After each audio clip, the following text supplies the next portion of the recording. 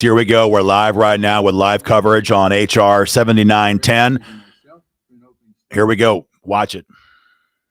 In the days since the shooting at Tops Friendly Market Store in Buffalo, New York, in the long sad nights since the shooting at Robb Elementary School in Uvalde, Texas, and in just the last few hours, as we learned of yet more deadly gun violence in the Tulsa in the Talmud. Whoever takes one life, it's as if he kills the entire world. And whoever saves one life, it's as if he saves the entire world. Every life is precious. Let that be the measure of our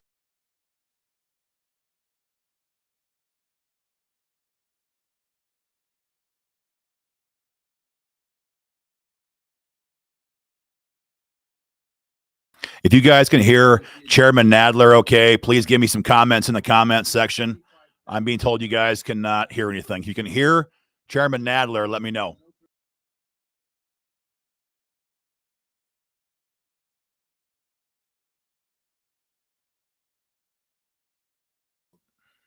HR 7910, the Protecting Our Kids Act, links together important, sensible, overwhelmingly popular proposals that will help us to scale back the scope of gun violence in the United States.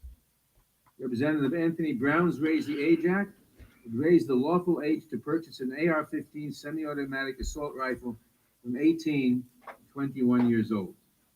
In deeply red Wyoming, the state with the most guns per capita in the Union, this is already the law with respect to many firearms.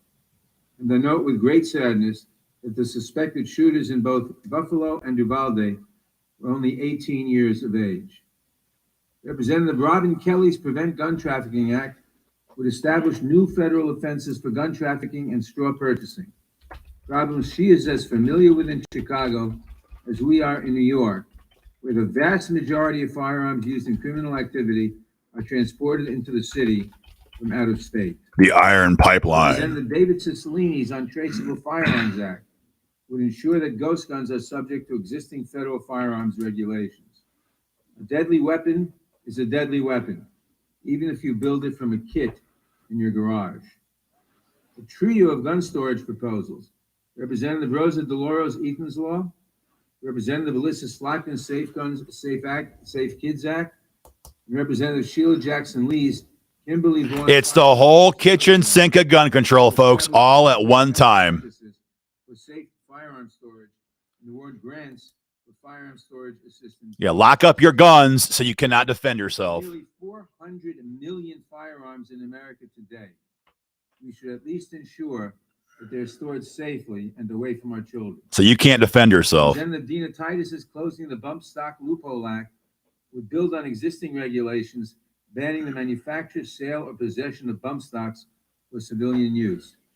Remember, it was the Trump administration that first enacted this ban on devices that essentially convert semi-automatic weapons into machine guns and serve no purpose other than to maximize carnage, as we learned when they were used in the deadly shooting in Las Vegas that killed 58 people in 2018.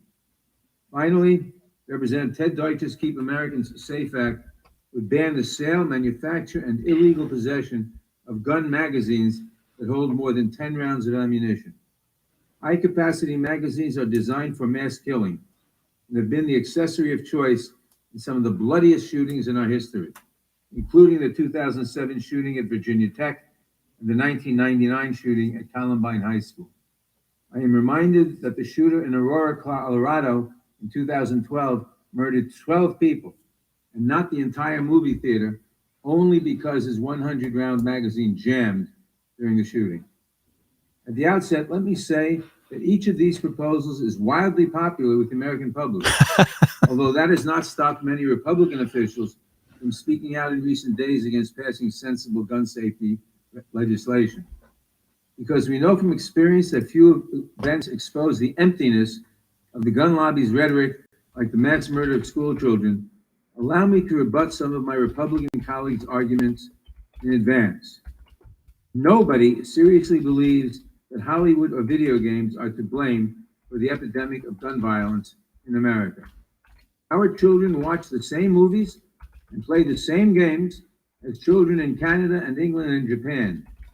Only in the United States, we ask the parents of elementary school children to stand in line so we can match their DNA to the remains of their children, because only the United States is awash in 400 million guns. You say that these deaths were caused by a lack of mental health care? I agree that we need to do more for those in our communities who may be in crisis. And I hope that you will join me the next time we are asked to fund such initiatives. I expect that many of my Republican colleagues will not. And I note again that other countries have people who are just as sick Americans, and that those countries do not experience the gun violence that we do here. You say it's too soon to take action, that we are politicizing these tragedies to enact new policies? It has been 23 years since Columbine, 15 years since Virginia Tech, 10 years since Sandy Hook, 7 years since Charleston, 4 years since Parkland and Santa Fe and the Tree of Life Synagogue in Pittsburgh. It has been 3 years since El Paso. It has been a week since we learned again that gun violence can reach any of our children and grandchildren at any time, and that no number of armed guards can guarantee their safety. It has not even been 24 hours since the last mass shooting, and who knows how long until the next one. Too soon? My friends, what the hell are you waiting for? You say that none of the solutions proposed here will stop gun violence in America? Well, there, sadly, I agree. This bill will not alone save every life we will lose to gun violence this year. It won't save any lives. It will save some. It might have saved those children in Uvalde. And whoever saves one life, he says, if he saved the entire world. The American people are begging for us to address this crisis. Let us not wait 1 second longer. I urge my colleagues to support the Protecting Our Kids Act, and I yield back. I now recognize the ranking member of the Judiciary Committee, the gentleman from Ohio, Mr. Jordan, for his opening statement. Thank you, Mr. Chairman. Mr. Chairman, life is precious, especially the lives of children. What happened in Uvalde, Texas is tragic. It is every family's worst nightmare. Our hearts go out to the Uvalde community, and especially to the families who've lost loved ones last week in this evil act of violence. And of course, there's what happened yesterday in Tulsa and a few weeks ago in Buffalo, and our hearts go out to those families as well.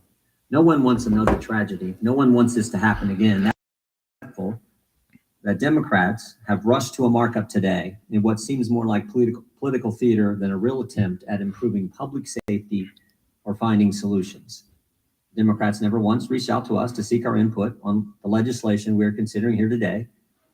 Protecting children is not a Republican or Democrat issue. The Democrats cobbled together a package of measures. This is not a real attempt, in my judgment, to find solutions. Everyone here knows the reality. Democrats are in control of the House. Anything that you and Speaker Pelosi want to pass, you can pass. And frankly, you've already passed numerous bills related to firearms this Congress. But because those bills are radical attempts to legislate away Second Amendment rights of law-abiding citizens, the Senate has not taken up the legislation, just like it won't take up this bill. What we are doing here is just designed to appeal to Democratic primary voters. The bill won't make our schools safer. It will hamper the rights of law-abiding citizens, and it will do nothing to stop mass shootings.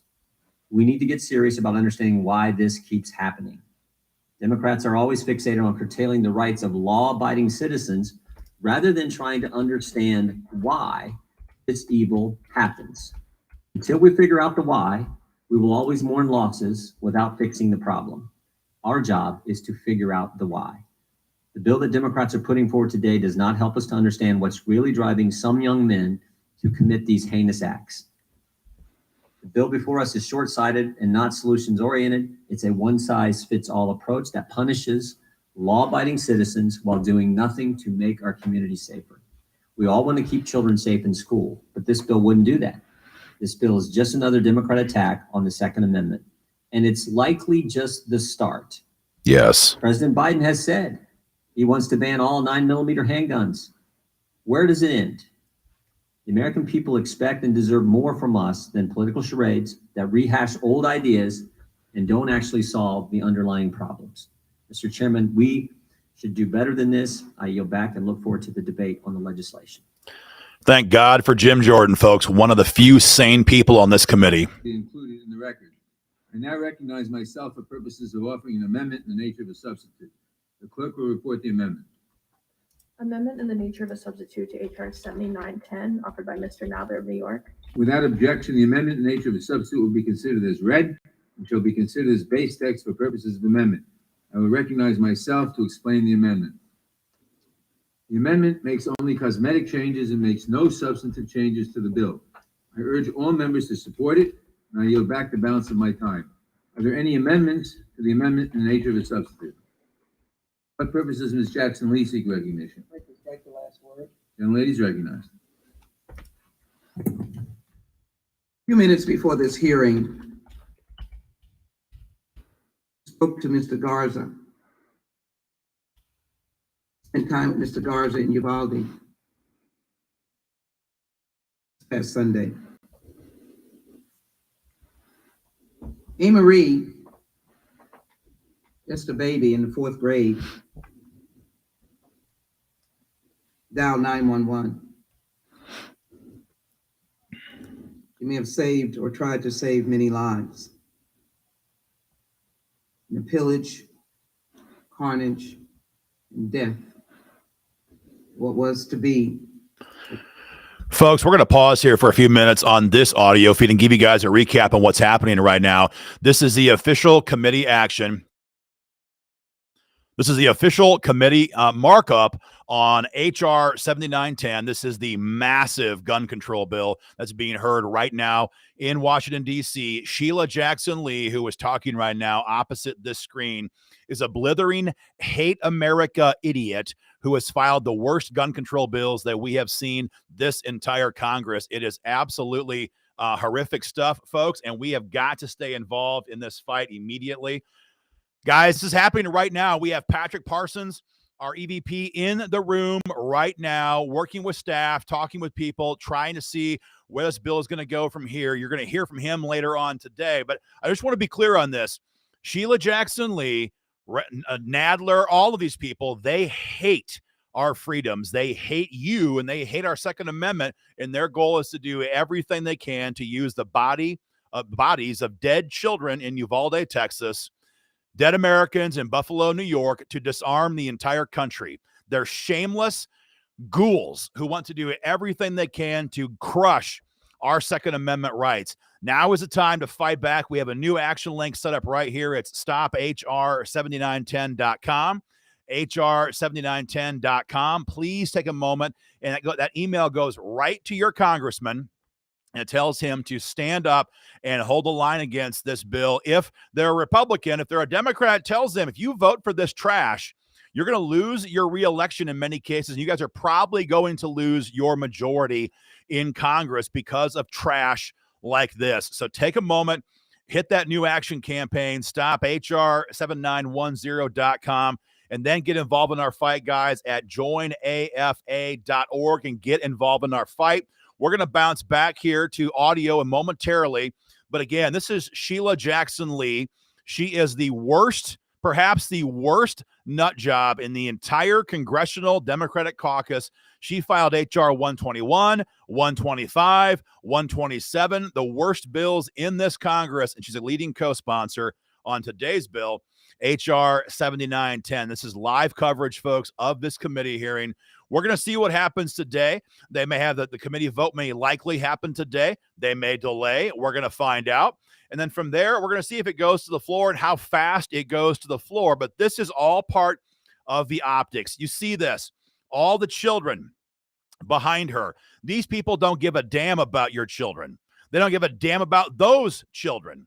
They simply use these children as props in their agenda to attack your gun rights. They should be ashamed of themselves. Of course, they're soulless ghouls. They don't have any shame. So guys, stand up, fight back, hammer back, stophr7910.com. We'll go back right now to some more tyrannical garbage from Sheila Jackson Lee.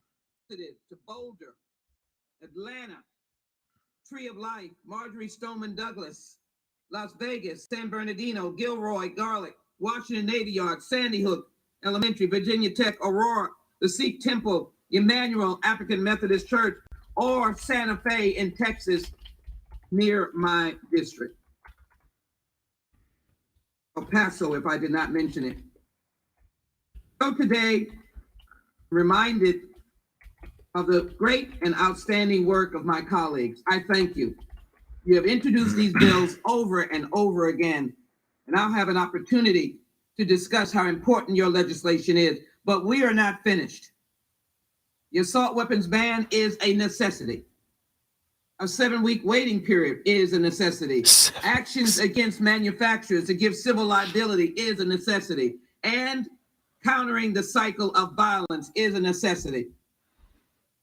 I end by simply saying Kimberly Vaughn died in Santa Fe. She was 17 years old. Her mother is still in pain in Texas. And I'm calling on all of you to have a sense of humanity, courage, decency. God knows we need action, for it is a sin and a shame on us. Not this Judiciary Committee, Mr. Nadler. You have done great work on the House and the Senate, and then to the President's desk. Shame on us. We can't move legislation now. I yield back. Gentlelady yields back. For what purposes Mr. Shabbat seek recognition? Move strike last forward, Mr. Chairman. Gentleman is recognized. Thank you. It's obviously with a heavy heart that we're all participating in this markup today. Words cannot adequately express the horror that all Americans felt last week as we learned of the 21 innocent lives that were lost at Robb Elementary School in Uvalde, Texas, which only added to the deep sadness we all felt a short time earlier when 10 people were senselessly killed in Buffalo. Given the shock and the revulsion that we all feel from those two horrific crimes, it's easy to understand why we're considering this legislation today. It's only human nature to search for answers and feel the need to do something to address a situation this troubling and this concerning.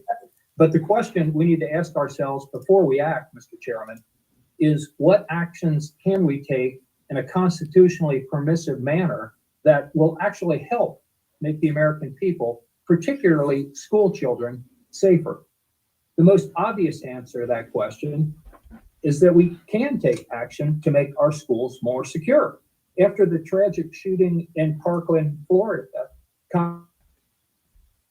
former sheriff himself led a bipartisan group of members, myself included, in reauthorizing and expanding the Cop Secure Our Schools grant program.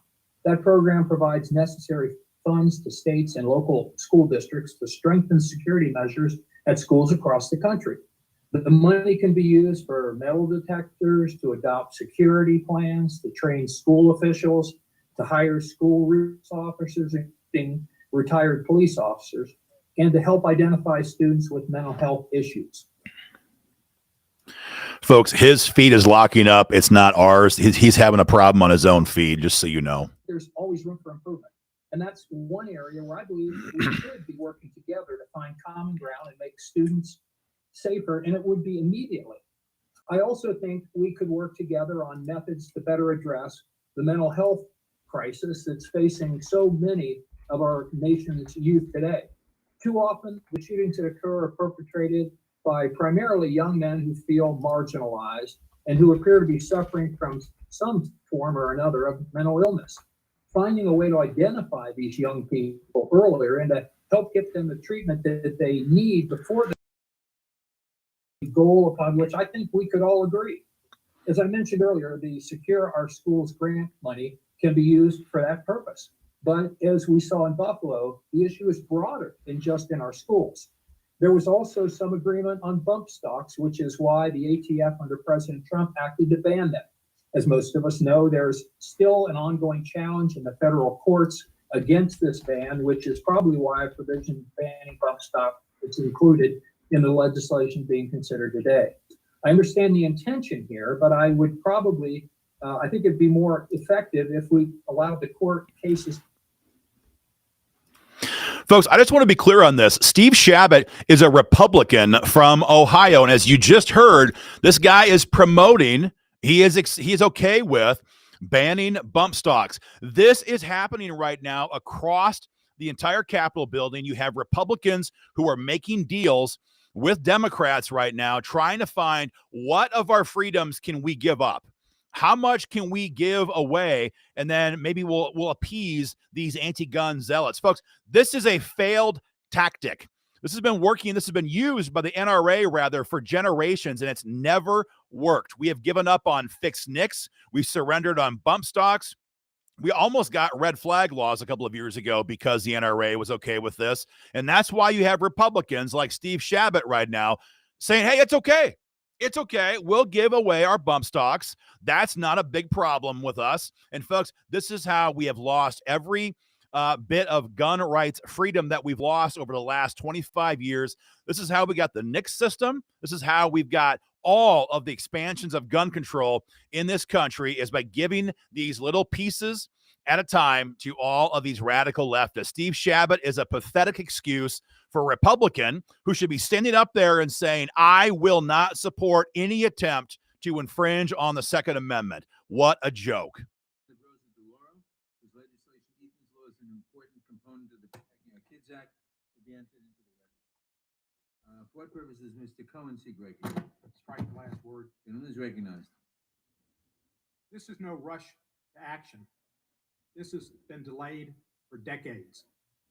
I was here 15 years ago when Virginia Tech was the site of a mass killing. What a nut. And in 15 years, we haven't gotten gun laws changed and reformed. This bill, which is somewhat of a compilation of other laws, all should have been law before, but should be law today. And the Democrats are not rushing to anything. The public is demanding that we take action because they've seen what happened in Uvalde, Texas. They've seen what happened in Buffalo. They've seen what happened last night in Tulsa. It is happening all too often, and it's deadly. Assault weapons were banned from 1994 to 2004. It was constitutionally permissible. It wasn't until 2008 in the Heller decision when Justice Scalia said that people had a right based on the Second Amendment to protect their homes with reasonable weapons, and said that that was not something that would prohibit government from having more restrictive laws on people who had mental health problems and or people who had criminal backgrounds or other possible changes in the law. The Second Amendment, like the First, is not absolute. The First Amendment, you cannot defame people. You cannot go into a theater and holler fire. There are limits, and there are limits to the Second Amendment. No, Assault weapons, there's not. One of those limits we've had for 10 years. During that time, we have less mass killings in this country, and we should have it again. Assault weapons are made to kill. The picture that Miss Jackson Lee had up here of those 19 children, the last time you'll be able, or anybody would be able to recognize some of them. Because when they're hit with an assault weapon, they cannot be identified. They are obliterated. Oh, come And on. they need DNA to identify them. They put holes in their bodies so large that there's no way they could survive. They are weapons of war and weapons of death and weapons of destruction that we should not permit out here. And when somebody who's 18 years old and right after their birthday, they go and one of the first things they do is buy an assault weapon, that should be a red flag. Where is that person coming from? That's what they want on their 18th birthday, is an assault weapon. They got a problem, which means we got a problem, which means I bought an AR-15 the day I turned 18, folks. I bet many of you people did as well. Listen to the hatred in this idiot's voice. Again, it's just dripping. They hate you. Anybody who buys a gun is automatically a criminal in the making. They're all full of crap. The comments here are blowing up. These guys are full of trash. This guy is from Tennessee, for heaven's sakes. These people are evil psychopaths, and their goal is to use these kids to take away every gun you've got. Does anybody hearing this think these people want to stop at this or stop at that? No, this is a full-on assault on every single thing that we own. And guys, they're never going to stop. So get involved right away, guys. StopHR7910.com. StopHR7910.com. And that email goes right to your congressman, and it says, you better vote no on this legislation. This is happening very fast. Angie Holt says they will never stop.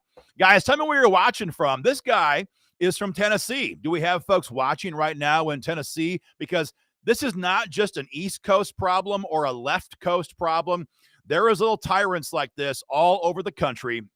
And again, we have Republicans now who are already saying, oh, we can agree with parts of this. We can agree with parts of that.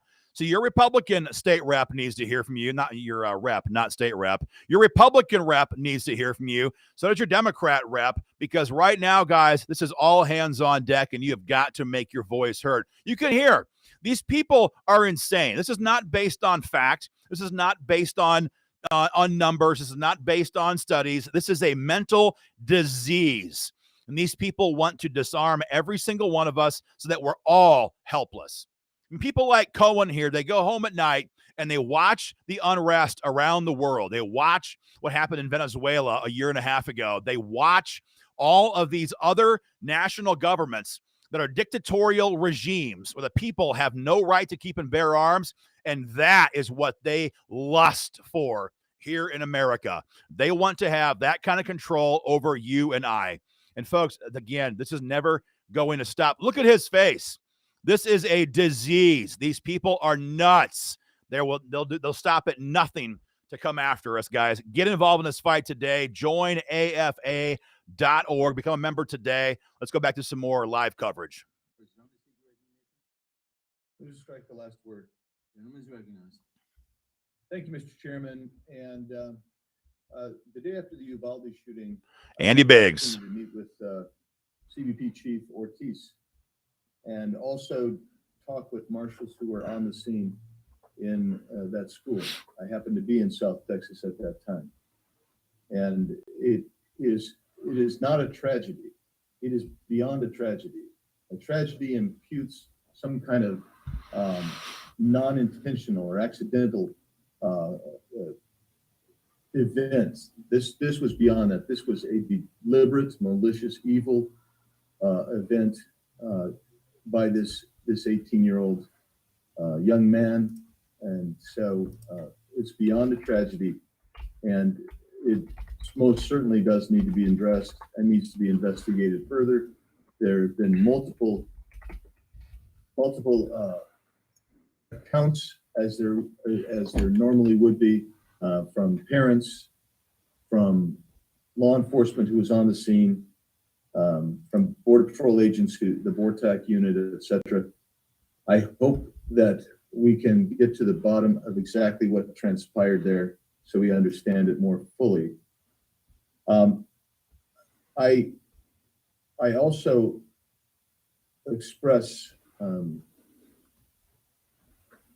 more than just heartfelt thoughts towards the families who were affected and the community itself that was impacted by this. I also think it's important, Mr. Chairman, to consider a whole host of additional pieces of information. And I'm throughout the course of the day, I will submit various studies, articles dealing with these gun shootings. For instance, Mr. Chairman, I submit for the record a piece entitled "Chicago's had most mass shootings in the U.S. since 2018. What's the solution?" Without objection. Thank you, Mr. Chairman. That's from CBS Chicago that was discussing that post Uvalde. And also, Mr. Chairman, another piece called "Chicago had 971 shootings in the first half of the year, while violence is trending down from the pandemic peak. It is still way too high." Without objection. Thank you, Mr. Chairman. The left and the Democrats' response to virtually every problem is to take more power and control into the national government and take away individual rights or throw taxpayers' money at the problem, sometimes both. That's why they tend to exacerbate virtually every problem without resolution. They misidentify the cause of virtually every effect. The misuse of guns for criminal or even evil purposes is another example. Millions of Americans safely and responsibly own and use guns. Previous Democrat-controlled departments of justice have conservatively estimated that guns are used 1.5 million times per year to save lives. repeat, the Department of Justice, under Democrat control and leadership, under Democrat administrations, have done their studies and conservatively estimated that guns are used 1.5 million times per year to save lives. Other studies. Folks, this is Andy Biggs, Congressman Andy Biggs. He's trying to fight back against this agenda, but you can see, folks, that we have got to be active. We've got to push hard. He's doing a good job at trying to give an academic response to gun control, but this is a fight. This is the fight of our lives, folks. They're not trying to tweak around the edges. They're trying to go for everything that we hold dear. So, folks, join in this fight. This is the hearing happening live right now in Congress today. But folks, again, we already know for a fact now that congressional Democrats have already scheduled floor action on HR 2377 for next week. That's red flag gun seizures. That is happening. It's on the agenda. Steny Hoyer announced that earlier today. He did not give a date time, but it's going to happen next week. We know from last night's news release on thehill.com that Pelosi has said she will be pushing to put an AW ban, an assault weapons ban. Their terminology, I know it's an action, not an item. They're going to have a vote on a bill to ban AR-15s very soon. Very soon. They want to take away all your ARs, hundreds of similar firearms, red flag gun seizures, and Chuck Schumer just put HR 8. This is universal background checks on the Senate debate calendar. It is eligible to proceed. Let's see here who's going to speak next. In the meantime, go to stophr7910.com, stophr7910.com, and let's see who's up here next. Hold on.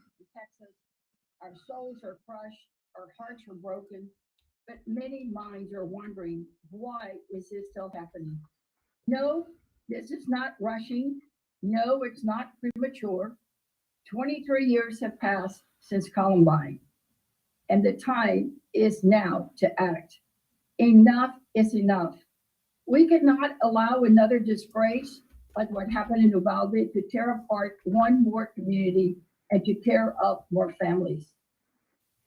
Jacqueline Cáceres, Makina Lee Elrod, Jose Manuel Flores.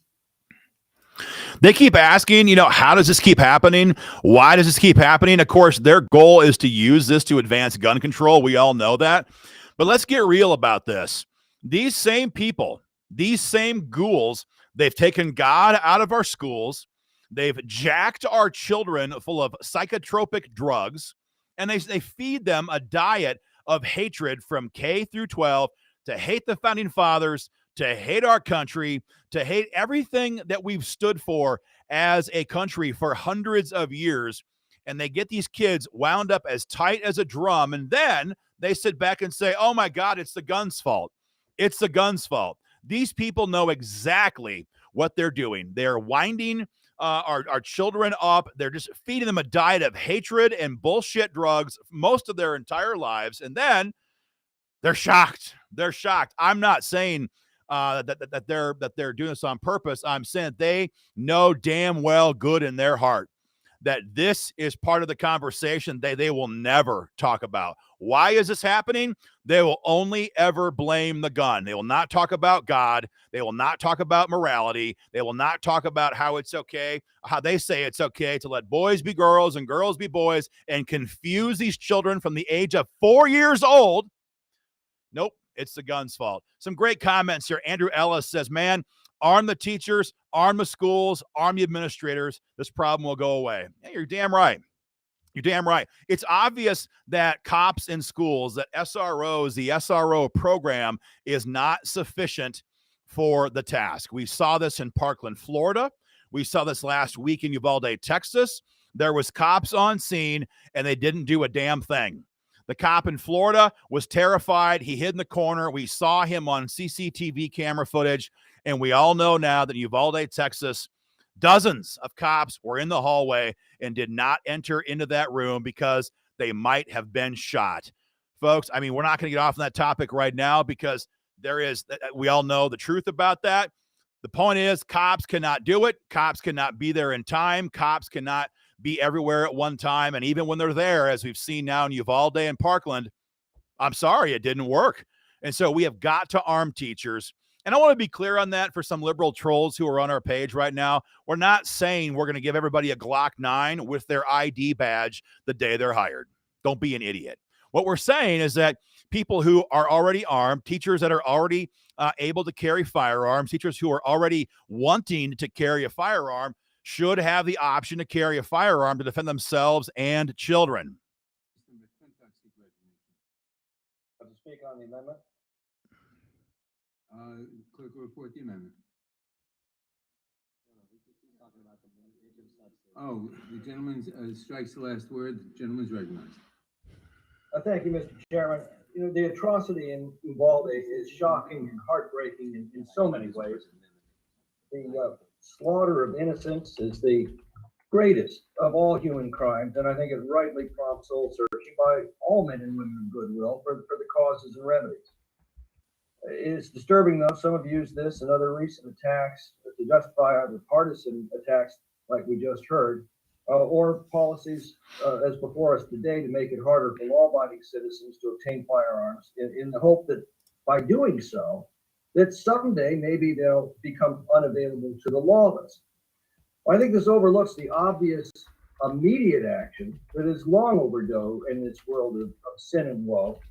You know, if you walk into any bank in this country, you'll see at least one armed guard whose purpose is to protect our money with lethal force. And yet at Uvalde and in so many other school shootings, we were not willing to protect our children with the same force as we protect our money. No one gives a second thought to an armed guard at a bank, yet the left is outraged by the mere suggestion of placing an armed guard at every school filled with innocent children. And when are we going to get serious and take the world as it is rather than how we wish it should be? Even for those trained and licensed to carry concealed weapons, it was against both state and federal law to bring a firearm into the Robb Elementary School. Yes. Every administrator, every teacher, every janitor obeyed that law. The only person who didn't was the madman. Exactly. And that, in a nutshell, is the danger of gun control laws. You know, we have more than 50 years of experience now with these laws. They are extremely effective at disarming law-abiding citizens, as they were that tragic day in Uvalde. They are extremely ineffective at disarming madmen and criminals, as they also were that day. They create an environment where the gunman is king. Now, after every tragedy, politicians rush to pass more gun control laws, as we're doing today. We've been doing this now for 50 years. If these laws actually worked, wouldn't things be getting better by now rather than worse? The Good point. proportion of households with firearms has dropped significantly in the last 40 years. Shouldn't things be getting better and not worse? Meanwhile, we've neglected the obvious. The dangerously mentally ill are not confined and treated as they were in the past. I calculated in California alone, we'd have roughly 100,000 more mentally ill confined in mental facilities today if we maintained the same proportion of the population as in 1960. Those 100,000 dangerously mentally ill are out on our streets instead. Secondly, gun criminals often escape prosecution at the hands of woke district attorneys. Yes. Just one example. Hunter Biden illegally acquired a handgun despite being an admitted drug addict, a handgun that ended up being taken out of a public trash can 500 feet from a school. He also lied on his firearms application. Nobody's prosecuting him despite there being no dispute as to the facts. Why not? But most obviously and immediately, in almost every one of these atrocities, there was no shoot back. And ironically, just such an event happened the very next day in Charleston, West Virginia. A criminal with an AR-15 style rifle approached a graduation party. He fired into the crowd but missed. Moments later, a woman with a concealed weapons permit returned fire and killed him on the spot. You probably haven't heard of that incident because on that occasion, there was a good guy with the freedom to return fire. That freedom was denied at Robb Elementary School. You know, if we could actually banish all guns from all criminals, sign me up. But I suspect that gun laws will be about as effective at keeping guns out of the hands of madmen and terrorists and criminals as our drug laws have been at keeping drugs out of the hands of addicts. The difference is the drug laws don't disarm law-abiding citizens from defending themselves, gun laws do. The one thing we can do right now, this instant, that will have an immediate effect in stopping such slaughters is to assure that every school has the same protection as your average bank, and that every school official with licensing can carry a concealed weapon if they choose. And if we're not willing to take that simple, immediate, and wholly effective step, then we're obviously not serious about stopping these outrages. I yield back. Fire from Tom McClintock. Purpose is the gentleman from Rhode Island seek recognition. I move to strike the last word. Gentleman is recognized. Mr. Chairman, I want to begin by thanking you for this markup and for bringing this really important piece of legislation to the committee. Guns have become the leading cause of death for American kids. Let that sink in. The leading cause of death. Such For those who have BS. said, oh, we're rushing this, more than 311,000 students have experienced gun violence since Columbine. So tell the parents who lost children, tell the family members who saw loved ones slaughtered that we're rushing. The real question is, why has it taken us so long? And there's one reason. We don't have Republican colleagues in the fight with us. We passed 2 bills to strengthen criminal background checks. Our ranking member just described those as radical attempts to take away the Second Amendment to explain Republican inaction in the Senate. That's a bill supported by 90% of the American people. Common sense, as well as closing the Charleston loophole. Enough with these bogus arguments about the Second Amendment. This is about fulfilling our responsibility to keep our constituents safe from gun violence. We have a gun violence epidemic in this country. Over 200 mass shootings. Folks, we're not going to air this bullshit on our channel and give him an unfettered access to people. Look, this is exactly Michael Overton took my comment out of my mouth. I thought COVID was the #1 killer of children. Again, they had no problem. They have no problem with children being murdered in the womb up to and after the moment of birth. They have no problem locking our kids away out of school for a whole year for some for their version of what a COVID response could have been. They have no problem demonizing our children and force feeding them a diet of BS all day long in our schools. The moment that they have a chance to use our children in this capacity, though, here we go. So spare us your fake BS, Representative. This is the guy, Celine, who is pushing the assault weapons ban in the House.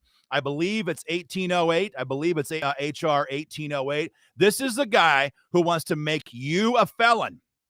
Make you a felon for buying an AR-15 or any similar firearm. Somebody here is commenting from Wapello, Iowa. Where is that comment? I have been to the gun shop there in Wapello where they make AR-15s. I lost your comment. I'm sorry. It's just they're popping up so fast. But these are the people. This is the guy. He is the one pushing the bill. Man, what's that number? Is the AW ban in the House? HR 1808. Go find out for me. I think it's 1808. And this bill is the one that Pelosi has promised a vote to be taking place on in the very near future. Spare us your speeches. Spare us your fake tears. You people are lying scumbags, and the American people know it. Folks, keep the pressure on. We have a brand new advocacy campaign set up for you guys right now. It's stophr7910.com, hr7910.com. And that is your email opposing this bill that they're having the committee hearing on right now in Washington, D.C. I want to make sure you guys know that our EVP, Patrick Parsons, is in this room right now, giving us live intel. He's talking with staff. He's texting with members, giving us live updates. And we're going to have a live video with Patrick once this committee hearing is over. We'll maybe have some members on. We're going to wait and see, but a lot more coming yet today. But this is the time to get involved in the fight. StopHR7910.com. Get involved. And I see people in the comments saying, well, yeah, but this is never going to pass the Senate. Yeah, folks, that's not the case. We have a real problem right now. The brief review on the math on this is very simple. Schumer needs 50 votes to pass anything right now 60 votes to pass anything right now in the Senate, 60. He has 50 in his conference if they all vote the same way. he has 5 other Republicans who are currently in negotiations, sanctioned by Mitch McConnell, trying to find a compromise bill that all sides can agree to. Those 5, Lindsey Graham, Tom Tillis, Susan Collins, Mitt Romney, John Cornyn, and maybe even some others. If they are on board, that's 55. And folks, we have 5 other rhino senators who are retiring this year who are not seeking re-election. Folks, they have nothing left to lose. Talk about people like Rob Portman from Ohio, people like Roy Blunt from Missouri, a true loser, Pat Toomey from Pennsylvania, Shelby and from Alabama, Richard Burr from North Carolina. This is not, we are not safe. We are not out of the woods, not by a long shot. So fire off those emails today. Make your voice heard. Stop, HR7910.com. Let's go back to some more live video. You know, I was just thinking, so I'm going to take up the gentleman from Rhode Island's challenge. He just said that there's really not any significant constitutional issue at stake whatsoever. The Constitution doesn't prohibit this. It seems to me that you'd have to know, wouldn't you? I mean, I looked at the majority guidance, staff guidance on this, and it has this one sentence about talking about some states having adopted bans on 18 to 20-year-olds. If the gentleman will yield, I'm happy to answer that. At your time. Let me speak to it for a minute so I can thicken the plot. Just a minute, Mr. Cicilline. You said that, or the majority guidance says, yet these laws, speaking of bans in some states on semi-automatic rifles being banned to 18 to 20-year-olds, yet these laws have been challenged in the federal courts. They referenced 2 cases, didn't say anything else about it. Well, I decided to read them. And so the Jones versus Bonta case from the 9th Circuit, one of the most liberal circuits in the country, federal case, just came down last month that said California's ban on the sale of centerfire of semi-automatic rifles to 18 to 20-year-olds violates the Constitution. Yes. It says that it goes through this long analysis of the history of the Second Amendment and says those rights to self-defense at the core of the Second Amendment, that 18 to 20-year-olds are covered by that right. They say, just like virtually every other, in fact, I think every other right in the Bill of Rights applies to 18 to 20-year-olds. And there's another case. There's a case from the 4th Circuit from where I come from. It was vacated for mootness after being issued, but it was an analysis of the federal ban on sales of handguns to 18 to 20-year-olds.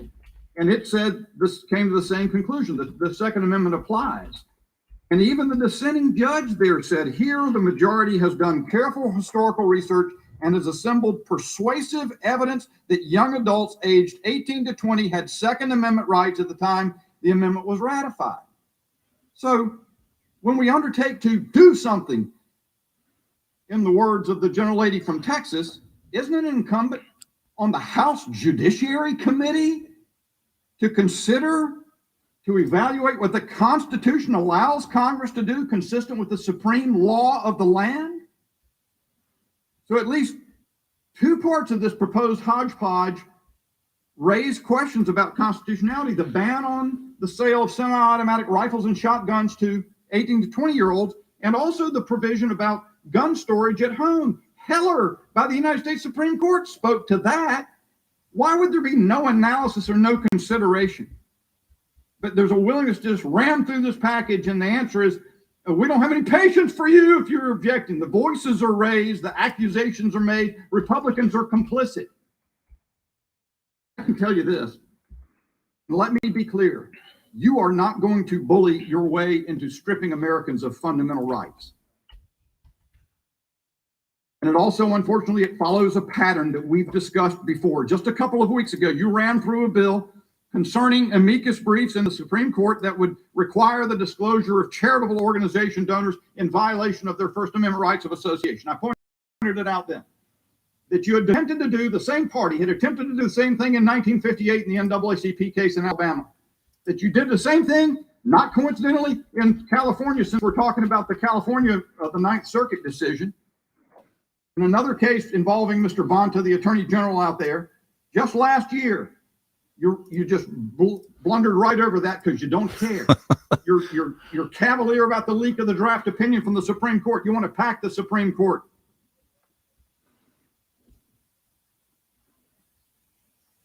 That's If not the gentleman going to will work. yield, I'm happy to answer your question. No, I think I've answered the question, but I'd be glad. Not to say, accurately. You're in the disregard what the Ninth Circuit has said the No, law of the I'm land actually is? bound by the Supreme Court of the United States, and I'd like to read the quote to you if you'll allow me, since you raised the question. Look, I think the issue is what that Ninth Circuit case Well, said the- on the subject. The United of States refusing to Supreme Court legislate. I takes don't precedence yield. over the Ninth I don't Circuit. yield. You'll have plenty of time. Yes. Your allies form mobs outside justices' homes. Yeah. You say look, you've got to figure out something else other than stripping people of their constitutional rights. We've got to figure out something else, assuming that the majority entertains a discussion. But you cannot, the courts have made it pretty clear, you cannot deprive young adults any more than the remainder of Americans of their core Second Amendment right to self-defense by the purchase and possession of weapons that are in common use and prevalent. And I'll say I'm out of time. Fire from Dan Bishop in North Carolina, the best we've heard today. Chairman. Is recognized. Thank you, Mr. Chairman, and I thank you for calling us to this emergency markup of the Protecting Our Kids Act. It is timely. In fact, we've all been clamoring for this kind of legislation for a very, very long time.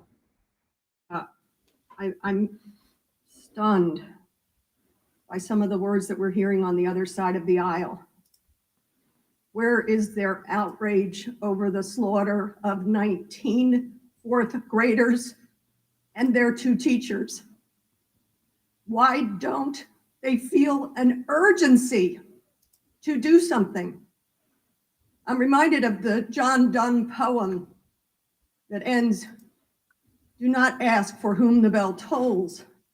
All right, this is too much insanity for us to listen to in real time, folks. You can see her Every Town for Gun Safety t-shirt right behind her in the chair. Here come the fake tears. I mean, look, real moms would fight and give their lives to defend their children. My wife would give her life to defend our 7 kids. I'm sure every woman watching our feed right now would do whatever is necessary to defend your children. And as Michelle Holly is saying, hey, fool, where's your outrage for partial birth abortion? I mean, these people have no problem slaughtering tens of millions of unborn babies. They don't give a damn about your children. This is all a prop. Shame on them. Of course, they have no shame. Shame on them for what they're talking about here. These are evil people. And they are determined to do everything they can to take away your firearms. You know, we're just one of the 5 or 6 things that we have in this bill today I want to talk about briefly, and that is the safe storage requirement they keep talking about. Let's be clear on what this means. If you have a child in your home, like I have in mine, if you may ever have a child in your home, if you have friends over to visit or whatever else the case may be, if you ever have a kid in your home, then this bill would require you to have your firearms locked up, securely stored 24/7 or on your hip. What does that mean? Well, if you have a gun next to your bed at night, you'd be a felon. I mean, how about you have a 17-year-old son or daughter? They're basically an adult. I mean, my 16-year-old is damn sure more mature than many men these days. If I was to leave and I leave him with a firearm for self-defense, that would be a crime under this proposal, HR 7910. We discussed this last night briefly. After today's video feed is done, Google the Merced, California pitchfork murders, and you can read for yourself what happened to this family back in the early 2000s when the dad unfortunately followed the storage requirement. And a madman who was naked, high off of his mind on some kind of narcotic, armed with a pitchfork, broke in their home at 10 a.m. Mom and dad were taking 2 vehicles to drop one of them off at the shop to get the brakes done. And in that short time span, this madman breaks into their home with a pitchfork. And the oldest daughter, I think her name was Jennifer, ran to get her dad's revolver. It was cable locked, and she could not find the key. And she had to listen to her siblings being pitchforked to death by a madman because she could not fight back. All she could do was push other siblings out the bedroom window, run to a neighbor's house, call 911. When the cops came, they had to shoot him over 25 times because he was so jacked up on narcotics. This is the reality of gun control. This is what we saw in Buffalo with magazine limits. This is what we saw in Uvalde with gun-free zones, and we're going to see it again in spades if they enact these storage requirements that force you to put your firearms in a safe basically 24/7. It will never stop a criminal. Eric is saying that Matt Gaetz is up next. Matt Gaetz is someone we will definitely cut to. Eric, I'm getting texts also from our team there in the Capitol right now. So we're going to rock and roll with that. But folks, this is life and death stuff. This is not about some academic concept. We're not arguing about the founder's intent. This is not some dry philosophical conversation. This is real life. Real people live and die, whether based on the gun control laws on the books in these states, in our country, and we have got to fight back and fight back hard. Go to stophr7910.com and fire off your email while there's still time. She's getting wound up now. We'll see the tears come, and she'll drop them right there into her Starbucks cup. You're right into her $10 latte right there. Yep, here come the tears. Here they come. No tears for the unborn that they slaughter. Couldn't give a crap less. Here we go.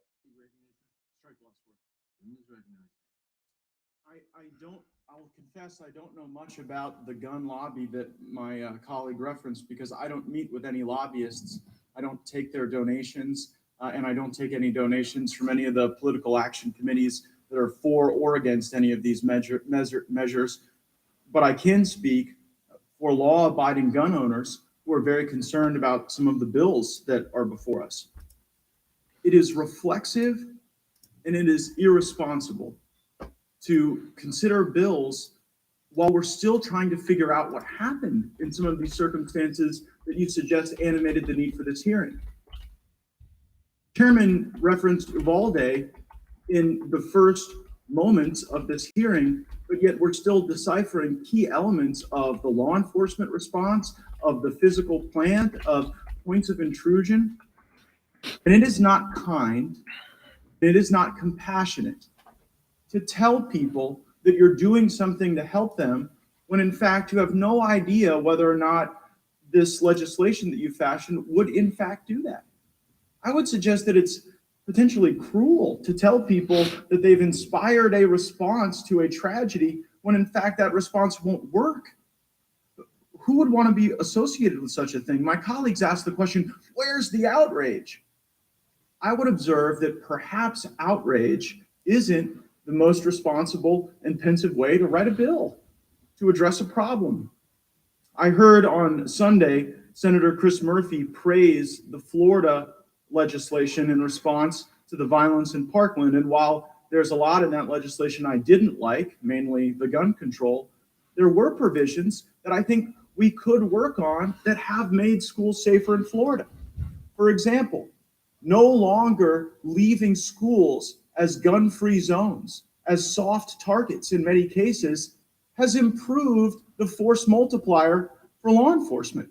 In fact, of Florida's 67 counties, 45 have opted into the Sentinel program we created in our state to get rid of the gun-free zones and to allow former members of our military, former tactical operators, former members of law enforcement to be there for their children to keep them safe so that we don't have to relive these tragedies. There was also more training. It was actually required, mandatory, rigorous in Florida. That would be something that we might want to think about and might want to encourage. But it is similarly irresponsible here in the Judiciary Committee for us to just ignore the jurisprudence that's happening around the country. When you have the Ninth Circuit, the Fourth Circuit, developing law around the notion that you can't just deprive someone of their Second Amendment rights who's committed no offense other than not having achieved the age of 21 once they're an American adult. Sort of like Congressman Massey's legislation that maybe everyone who's a voter or on their way to vote ought to have the opportunity to carry a firearm to ensure that they're not subject to any intimidation. I heard my colleague, Mr. Cohen, talk about the need to pass this legislation despite the fact that it will stop law-abiding citizens from being able to exercise their right. And I guess that is the accepted collateral damage. What people need to hear is that stopping law-abiding citizens from exercising their rights is okay, even in a world in which we're not making school shootings less likely because we're not appropriately tailoring the remedy to the problem. We've got all this ghost guns and gun tracking legislation up today. Were any of these school shootings, were any of these guns ghost guns? You know, and so it seems to be sort of gun control in search of a tragedy to lash onto to animate the desire to have more gun control. And I believe the gentleman from Tennessee also said, well, it'll also stop the non-law abiding. And perhaps we should realize that our laws don't have their own fiat, right? They aren't in and of themselves determinative of human behavior. And to suggest, you know, I was watching the NBA Finals, and I heard Shaquille O'Neal observe that in the communities that he's familiar with, the access to guns is not the problem. Anybody can get the guns. And maybe if that's true, and he was speaking of course, non-legal ways to get guns, maybe we ought to focus on the circumstances that cause these people to commit these shootings. Maybe we ought to get rid of the gun-free zones that are causing this scourge of violence. And we ought to really put the victims first, not through virtue signaling, but through pensive, thoughtful legislation. What do you guys think of that? Gentleman yields back for our purposes. The gentlelady from Georgia seek recognition. Thank you, Mr. Chairman. I move to strike the last word. Gentlelady is recognized. We are paying for gun violence every single day of our lives. You're Here we paying go. for the weapons of war on our streets with the blood of children sitting in our schools. We are paying for unfettered access with mothers and fathers waiting in line. Okay, this is crazy. Lucy McBath from Georgia is the lead sponsor. She's the sponsor of HR 2377. I'm going to look it up right now. This is the bill that Steny Hoyer, the Democratic floor leader, has promised a vote on next week in Congress. And I'm going to confirm the number of co-sponsors right now. It is, as I remember, over 150 or more co-sponsors on this bill right now. It is the federal red flag bill that would take away your guns based on the mere say-so of somebody who thinks that you might be dangerous. You might be a threat. It's HR 2377, 142 co-sponsors. I'm seeing it right now. It is this psycho's bill, Lucy McBath. It is her bill. This will be on the floor for a vote next week. Lucy McBath, people are asking, what's her name? Lucy McBath, Democrat from Georgia. This is the floor action coming up next week. Now, there's different kinds of red flag laws. There's a national funding mechanism that bribes the states to enact red flag laws, and there's a national federal red flag law. That's what this rage-filled leftist psycho is pushing, a national red flag gun seizure bill. And this is their goal because, you know, frankly, it's more, their agenda is better served by taking away all of the guns of people through red flag laws versus just an AR-15 or just a similar firearm or just a 30-round magazine. Their goal is to take away all of your guns. And the beauty about this to them is they can do it before you've ever been charged. The hell with being convicted. Before you've ever just been charged with a crime. And this is absolute tyranny. It violates the Fourth Amendment. It violates the Fifth Amendment. It violates the Sixth Amendment. And it obliterates the idea that we're innocent until we're proven guilty. That's what this bill is. And folks, this is the push that we're seeing right now in D.C. And again, we have many Republicans in the Senate who are on board with this. Lindsey Graham is the guy who is literally helping to broker this bill. He's all over the news all week. Google it. All in favor of red flag laws. He has $250,000 in his pocket from Michael Bloomberg in the past because he supports gun control like this. Don't trust me? You can look it up. Tom Tillis, Republican, North Carolina, all over the news this week in support of red flag gun seizures. You've got Mitt Romney, who I believe would support anything the Democrats put before him. You've got Susan Collins, who was very much in support of a red flag gun seizure bill. This is coming. This is coming. And so if you're asking yourself, what the hell is going on? We got red flags. We've got 7910 today, HR 7910. We've got HR 8, universal background checks. We have an assault weapons ban vote coming. Folks, this is by design. It's the chaos theory in action. They want you overwhelmed. They want you to be just hit from all sides at one time, and they want to see which bills they can get the votes to pass in the Congress. AFA will always give you guys the intel and the action items you need to help fight back, and we have at least 3 fights underway right now. Today, live right now in this committee, this is HR 7910. We have an action campaign set up for that. It's stophr7910.com. Go there. Hit the link. Email your congressman. Tell him to vote no. Then we have the red flag push. You're seeing crazy Lucy McBath. It's her bill. We have stopredflags.com. Go there. Send your email. That goes to your senators and congressmen and says, don't you dare vote to pass a red flag gun seizure bill. We've got a universal background checks. This is their terminology. It's a national gun registry. It's HR 8. It's already passed the Congress. It's already passed the House, and that bill, according to Chuck Schumer, has now been placed on the Senate eligibility calendar. It can be voted on at any time. That's the third item. We have action campaigns for all of those. They're all set up. A lot of you are saying I've called and I've emailed repeatedly. Thank you. Keep doing it. And also call the congressional switchboard. I'm trying to find that number right now. Actually, I don't have it. So somebody here, maybe it's in my phone. If somebody has the congressional switchboard number, post it in the comment section, and I will then pop that onto the feed here. I see one person's texting right now. The number for the switchboard, 202-224-3121. I'm going to type that right now into the messages or into the comment section here. So if you've already sent your emails on all of these different bills, call your congressman now on this number, 202-224-3121. Let's see who's next here. Today, we're debating a gun control bill. That's Here we go. 6 gun control bills in one. And why are there 6? Because none of them work.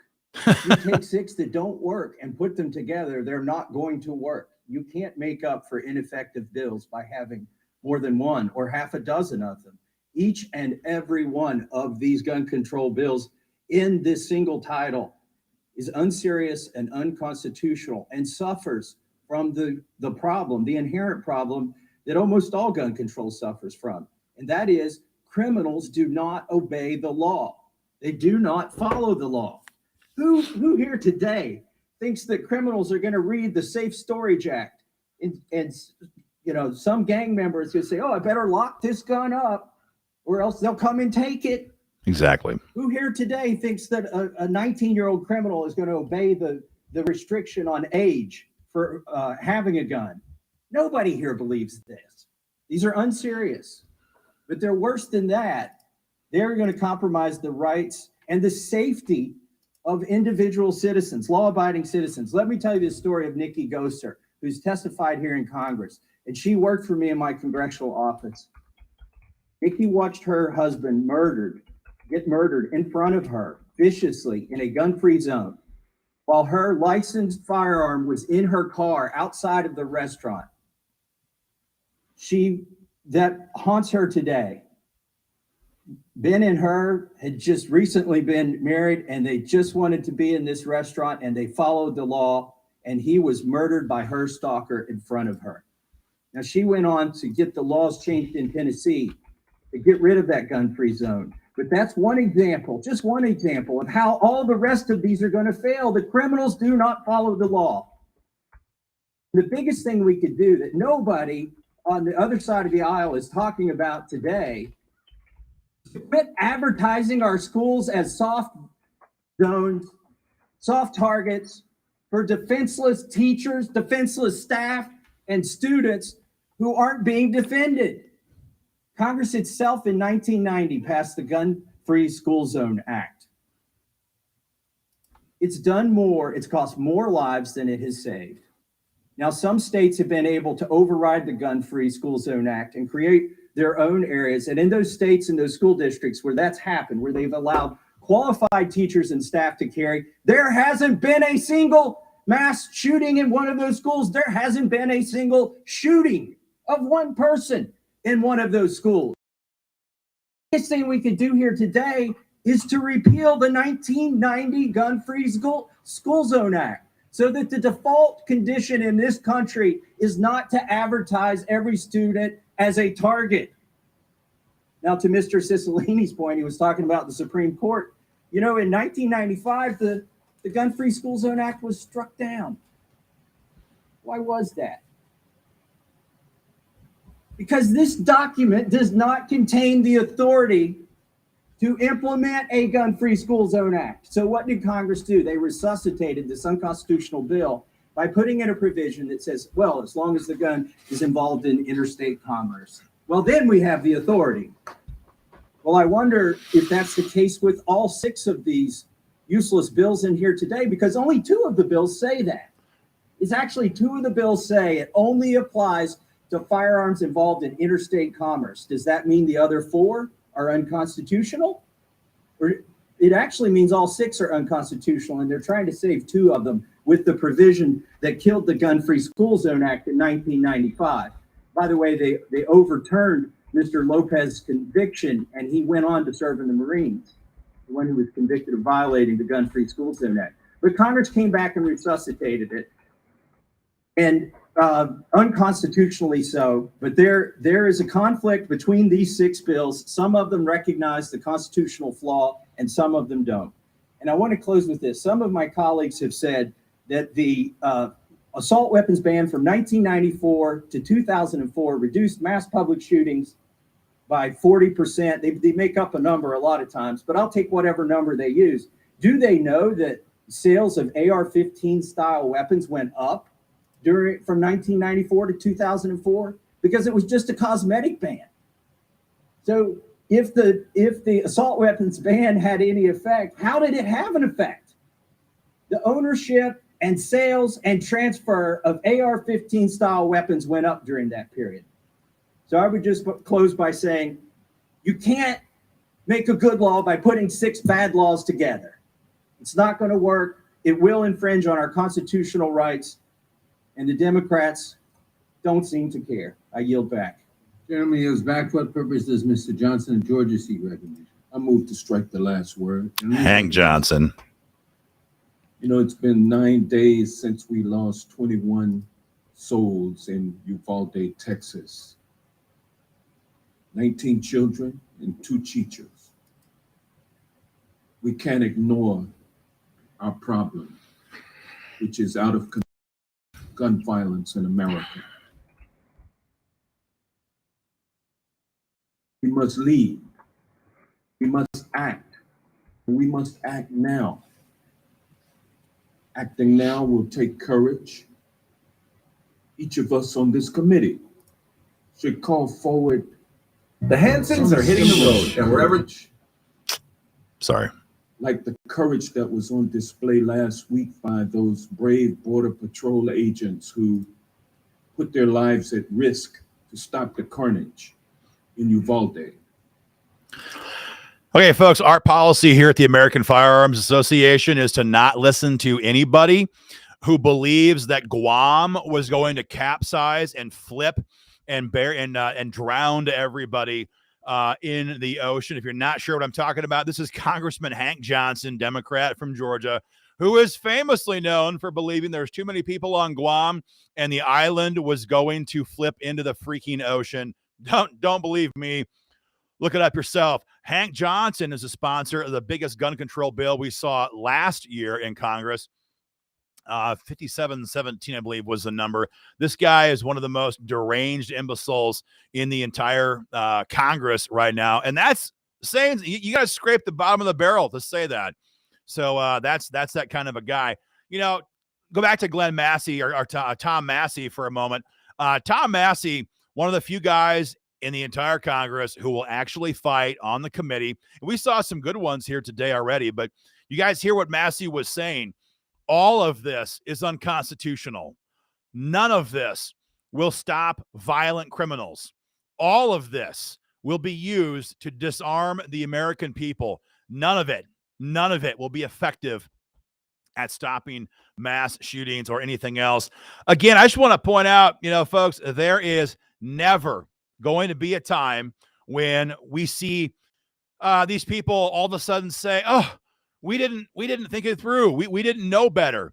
This is not a function of education. It's not a function of ignorance. People like Hank Johnson, he may be damn ignorant when it comes to Guam, but these people all know what they're doing.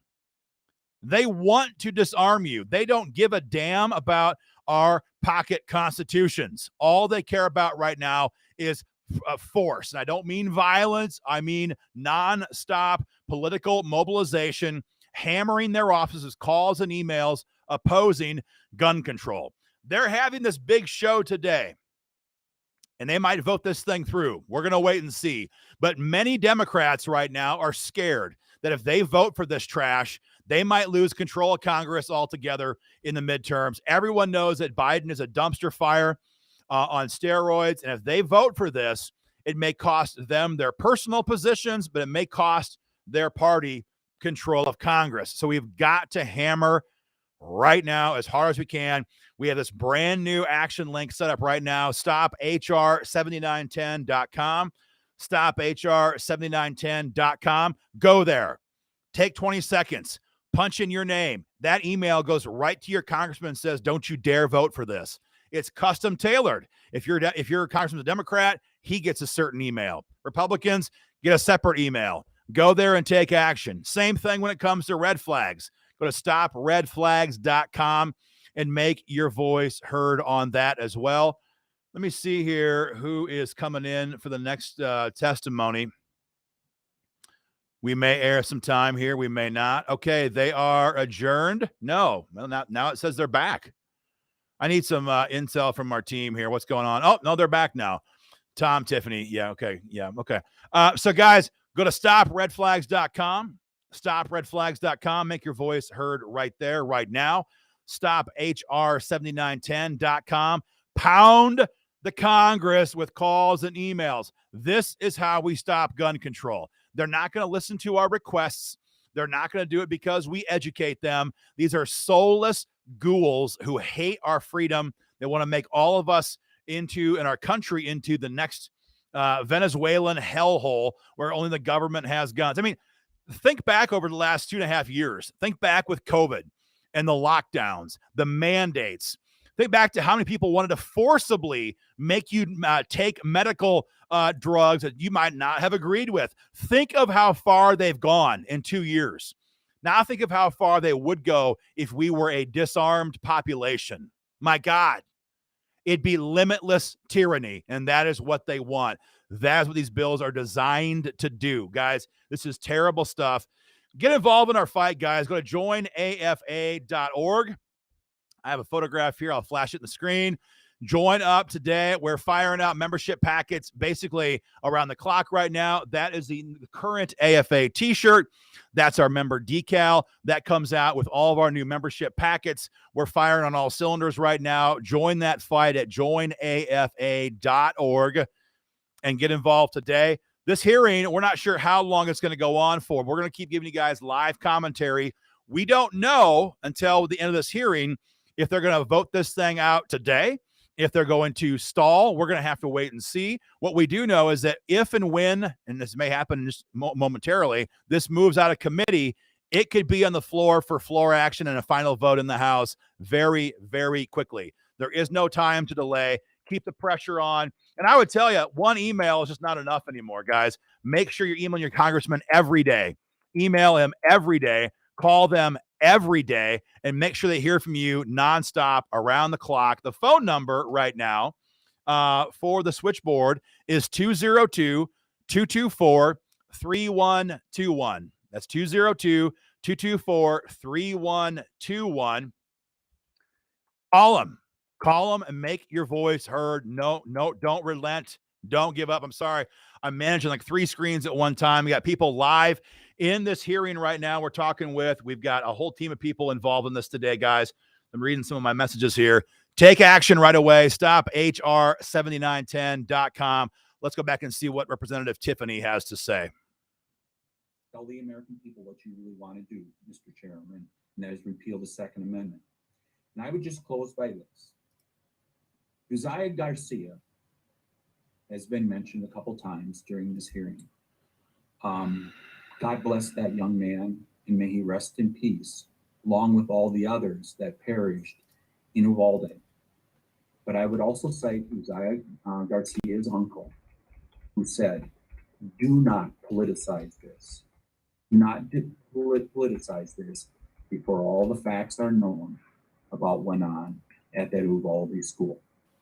With that, if I have any colleagues that would like to time me up, yield it to them, I'd be happy to do it. I'd like you to yield to me if you wouldn't mind. Mr. Chairman, No. I yield back to you. Gentleman yields back. Gentleman from New York, Mr. Jones, is recognized for 5 minutes. I move to strike twice, the last word. Gentleman is recognized for 5 minutes. Thank you, Madam Chair, and thank you to the chairman of the full committee for convening this markup during recess that we can advance the Protecting Our Kids Act. This is life-saving legislation, and it cannot wait. I'm proud to co-sponsor this bill, and I'm proud to support it today in committee. As the youngest member of this committee, I need to address my Republican colleagues on behalf of the generations of young people whom Republicans have condemned to grow up in fear that they will be gunned down at school. When I was just 11 years old, something that then seemed unthinkable happened. 2 students killed a teacher and 12 of their classmates at Columbine High School. I was afraid. All of us were. But still, I had hope that by the time I was in high school, nothing like the shooting at Columbine would ever happen again. I had faith that adults would step up. I never imagined that mass shootings, let alone school shootings, would become our new normal. Yet that is exactly what has happened. All right, I'm seeing the comments. Nick Tyson, you win. You say mute him. Mute him. Well, we'll mute him. Guys, this is the same talking points they use time and time and time again. They do not want to, as Terry is saying right now, they do not want to train and arm teachers. They don't want to repeal deadly gun-free zones. They don't want to give power to the people to defend themselves. They want all of us helpless, disarmed, and unable to fight back. They want an all-powerful government. They want an all-powerful state. And don't worry. They'll protect you. Don't worry about it. You got a problem, just call the government. They'll come and protect you. We saw how that worked in Uvalde. We saw how that worked in Parkland. We saw how the FBI, how many times, how many shootings has the FBI been tipped off in advance by family or friends of the killer in advance and done nothing? This government is absolutely incompetent. And folks, to be honest, I don't care if it's Republican president, Democratic president, the system, the machine, this bureaucracy is a joke. And they'll never be able to protect you. They only protect their own, and they only protect their power. So, guys, we have got to hammer on these people right now. All of this is lies. It's all just BS. There's no sympathy here for dead American children or adults. They don't care about stopping violence. They care about disarming you. That's it. That's their only goal. And they're hardly even hiding it anymore at all. Guys, this is a hot mess. You've got to take action on this, and you got to do it right away. Guys, again, the action link we have here is stophr7910.com. Stophr7910.com. Guys, take action today. Fire off that email and make this happen immediately.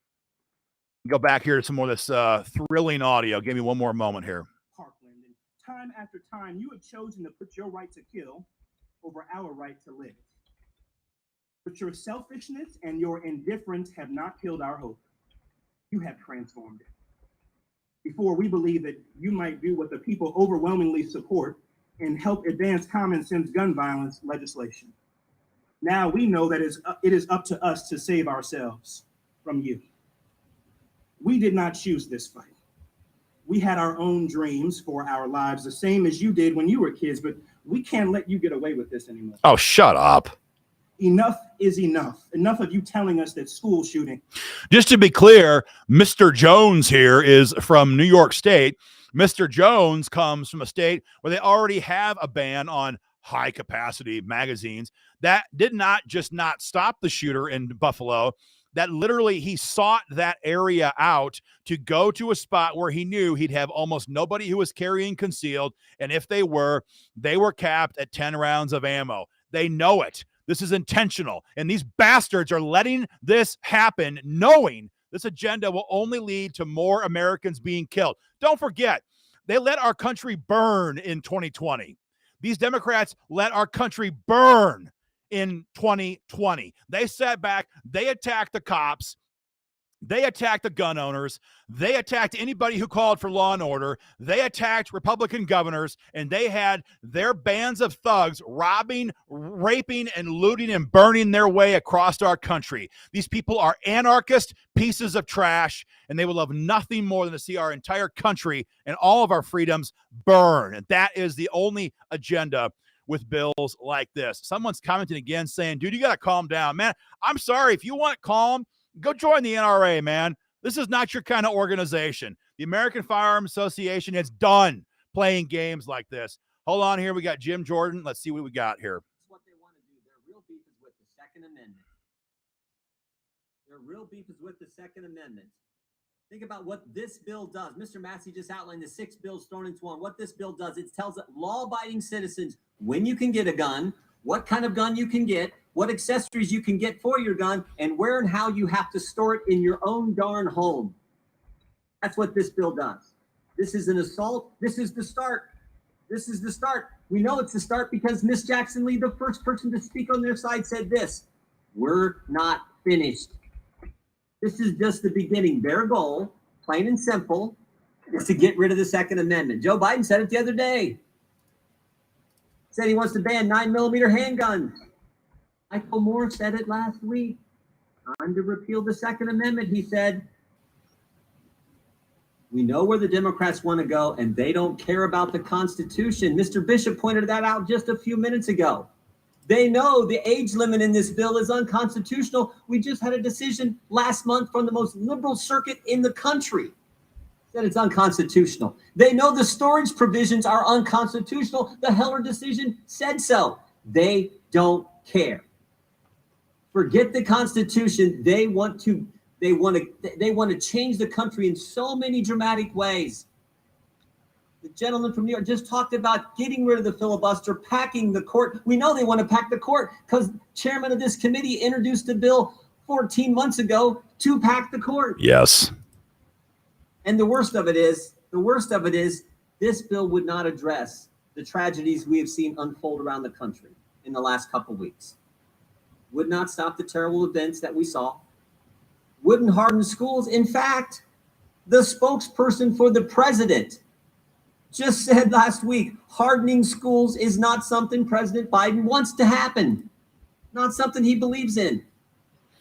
I find that astonishing, but that's what she said. This bill would not stop the terrible events. It wouldn't harden schools, but it will sure take away the rights of the American people who follow the law. That's what this is all about. But it's just so wrong. But it is part of the pattern we have seen. And again, as Mr. Bishop pointed out a few minutes ago, this is the Judiciary Committee. You would think there would be the proper respect for the Constitution and for decisions reached by our circuit courts. Nope. We are so focused on taking away people's liberty. It's frightening to me when you put it all in context and you think about what the Democrats are trying to do to First Amendment liberties, now to Second Amendment liberties. This is what frightens the American people, and that's why we should vote this bill down, and we should come together as a bipartisan in a bipartisan way to figure out what we can do to help make schools safe, make sure that people are properly trained there, make sure the facility is the way it needs to be. We're all for that. But we're not for taking away this. We're not for taking away Second Amendment liberties, not for ending the Second Amendment like they want to do. Mr. Chairman, I would yield to the gentleman from North Carolina, Mr. Bishop. I thank the ranking member. Quote, "We must dismantle white supremacy in all aspects of our society, and that means moving funding away from police departments and toward programs that improve public safety by helping to address the roots of systemic inequality." The gentleman from New York, the gentleman who just told us who he is. And I believe him. Except what the gentleman from New York described is annihilating the Second Amendment without repealing it in the manner contemplated by the Constitution of the United States. Would the gentleman yield? Understand what we are up against, because he just Would the told gentleman us. yield? He just told us, Would the gentleman from and I Ohio believe yield? him. I yield back to the gentleman from Ohio. Mr. Chairman, I yield back. Thank you. I wasn't aware that Michael Moore was a Democratic member of the House. What purpose does the gentlelady from Washington seek recognition? Mr. Chairman, I move to strike the last word. Gentlelady's recognized. Mr. Chairman, we originally called this markup to make a vow to the families of the 21 This is part of the squad, folks, the AOC squad. Here we go. in the 27th school shooting this year.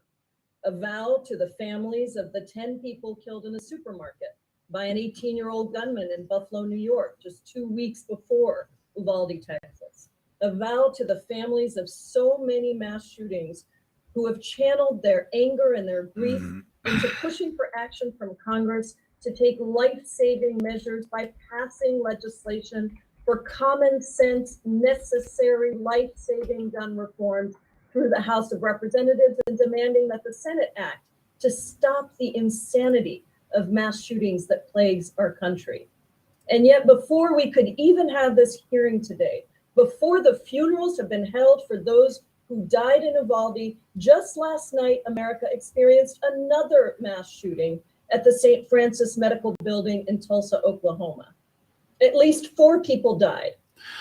This is part of the AOC squad. Her, Cori Bush, AOC. These are the people who are literally fomenting violence all across our country for the last year and a half of Trump's administration, literally funding the bail money for people who are burning Minneapolis to the ground.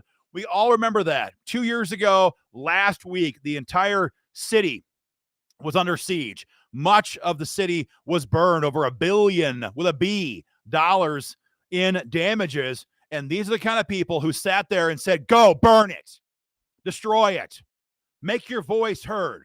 And now they're going to sit there and say, oh my gosh, violence. They love violence when it comes to advancing their agenda. But if we want to have the right to defend ourselves against violent people, then it's our fault. Then we're the ones who should be disarmed. We're the ones who surrender our freedoms. She is no more, no less of a tyrant than anybody we've seen in the last century across all of Europe, across all of Asia. Read a history book. Their goal is to disarm all of us, to subjugate us with the same kind of tyranny that we have seen destroy civilizations across the globe for a long, long time. These are evil, evil people, folks. This bill number is 7910, and we have a campaign, an advocacy campaign, made it very easy for you guys to talk to your congressman. I'm posting it right there at stophr7910.com, stophr7910.com. Get those out. Talk to your congressman. Tell them you damn sure better oppose this. If they're a Republican, it's time to show some spine. And your email effectively says that. If they're a Democrat, your email tells them you'd better vote no on this. If you don't, your own seat depends upon where they represent. And more importantly, your party's control of Congress, you're going to lose it. You're going to lose it. So, folks, fire off those emails right away. StopHR7910.com. And again, if you haven't gone there today, go to StopRedFlags.com, StopRedFlags.com. These are the threats. And I'm going to tell you again, guys, You have got to join this organization and get involved as a member today. I'm just going to shamelessly say it. Join AFA.org. We're in the fight of our lives right now. We've got Patrick Parsons live in this committee hearing right now. We're working with pro-gun members of Congress, with their staff, doing all we can to give you guys all the information you need to take action. And we need you guys to join our team, join this fight today, join AFA.org. That is the most up-to-date membership t-shirt that comes out. That is our most up-to-date membership decal that comes out. Get involved today. Join AFA.org. Nobody else is in D.C. right now pushing back on this. You're not seeing the NRA say a damn thing, right? Because they are okay with red flag gun seizures. They are okay with this stuff, and they don't care about what happens. Nick Tyson asked a question. Here's a question. If the bill is unconstitutional, doesn't that mean that they will essentially become null and void? Nick, I mean, there's two answers to your question. On the one hand, sure, it should be null and void right away if it's unconstitutional. But the reality is that if they pass this stuff, they will use the ATF and local and state officials to enforce it. And you're going to wind up, we're all of us going to wind up facing criminal charges if this stuff advances. The courts may, down the road, strike this stuff down. You've heard about that today from Jim Jordan and all the different bills, laws that have been struck down by the courts in various circuits. But we don't know. And to simply sit back there and say, well, it's unconstitutional, that doesn't change the fact that we're going to pay the price if and when they come after you, come after me, come after us for violating this pathetic law or bill, currently H.R. 7910. Let's see who else we've got here. Who strike the last word? Who is recognized? In the filibuster, expand the court, take away your constitutional rights under the Second Amendment. And we just heard that that's exactly what the Democrats want to do here today and in the House in this coming week. On Monday, Biden stated a 9mm bullet blows the lung out of the body, and I quote, "So the idea of these high caliber weapons is of there's simply no rational basis for it in terms of thinking about self-protection."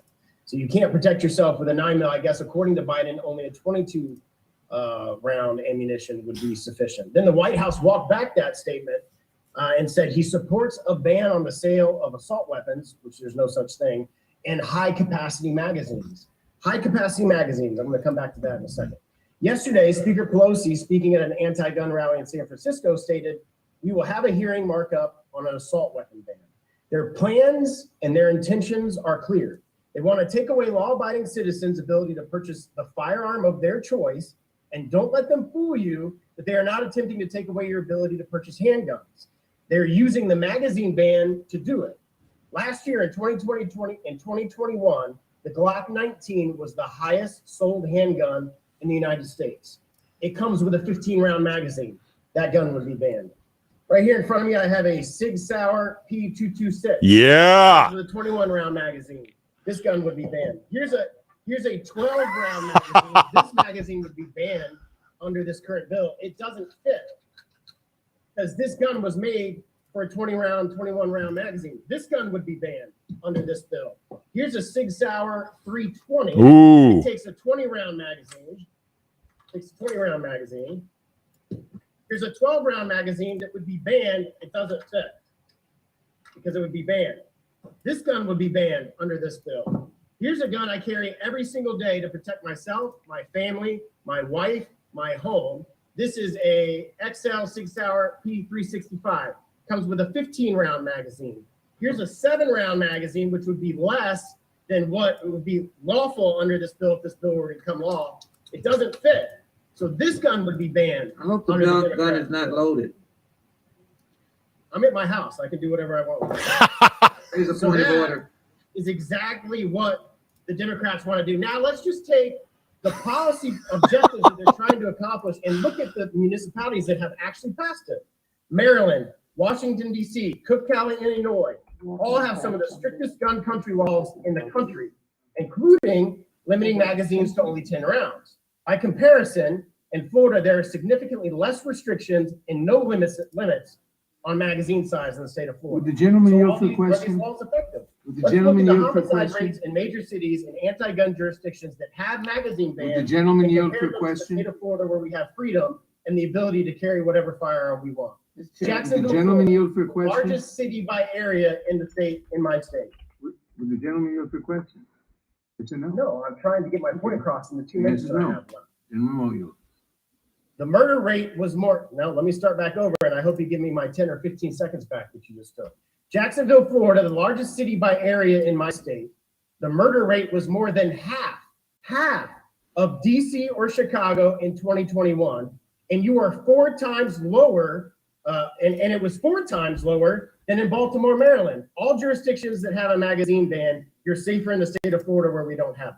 If you live in Tampa, Florida, near my district, or in Orange County where Orlando is located, in 2021, you were roughly 3 times less likely to be murdered here in Florida, in Orange County, or in Tampa than in Chicago or DC, where they both have magazine bans. And you are a whopping 5 times less likely to be murdered than in Baltimore, Maryland, than in Tampa, Florida, or Orange County. Additionally, the state of West Virginia is instructive on this point.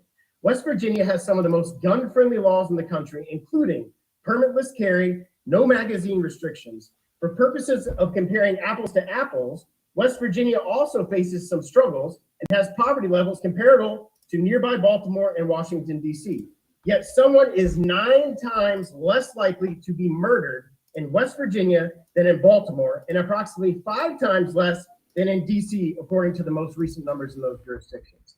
These anti-gun cities, particularly ones with magazine bans, have some of the highest crime rates in the country, and they are growing worse. These laws do nothing to stop crime, and no one here thinks they will actually stop mass shootings. This is a push to take away your right to carry whatever firearm you please to defend yourself. So I hope our colleagues in the Senate are paying attention. A magazine ban will not allow you to carry these type of handguns because they don't have the capacity to take such a small magazine. I yield back.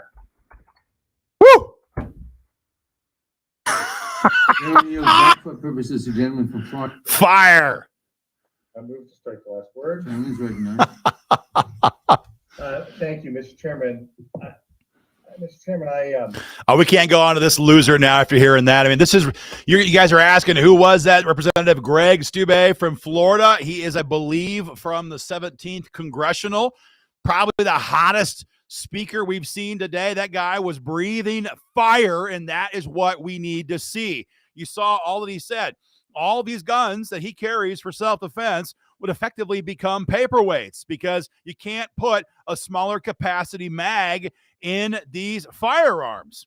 Well said. He absolutely killed it. This is the kind of energy, this is the kind of aggression that we need from congressional Republicans because, folks, this is a huge fight. We've got Ted Deutsch.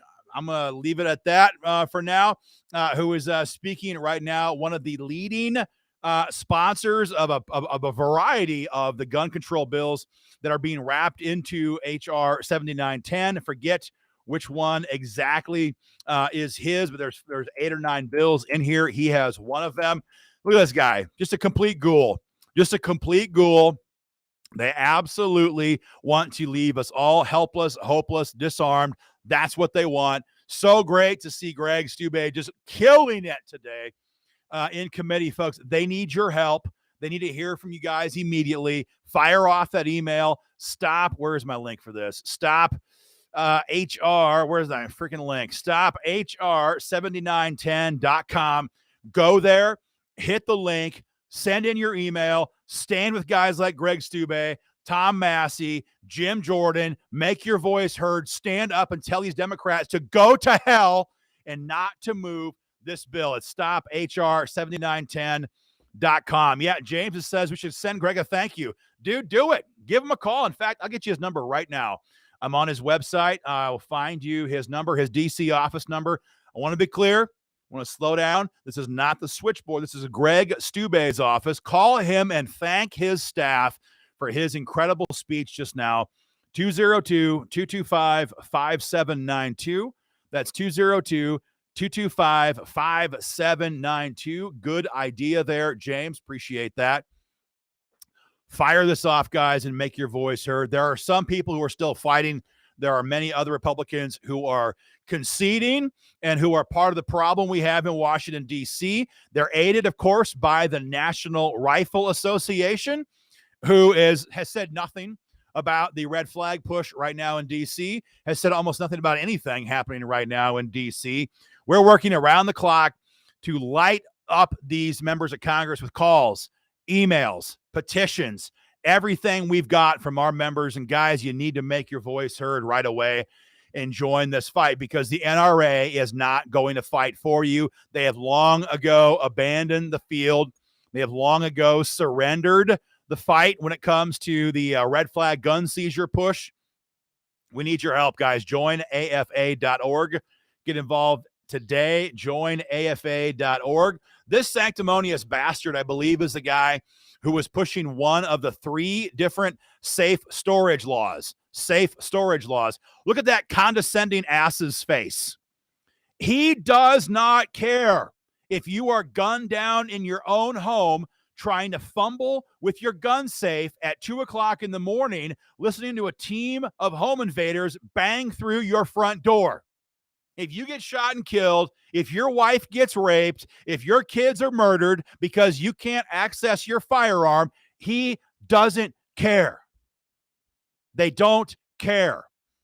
They are very happy to have you suffer that price, because all they care about is disarming this great country and making sure that we don't have the option to fight back against criminals and tyrants. And folks, that is what this is all about: stopping criminals and stopping tyrants. People are asking, what is the number again for Greg Stube? I have it right here. It's 202-225-5792.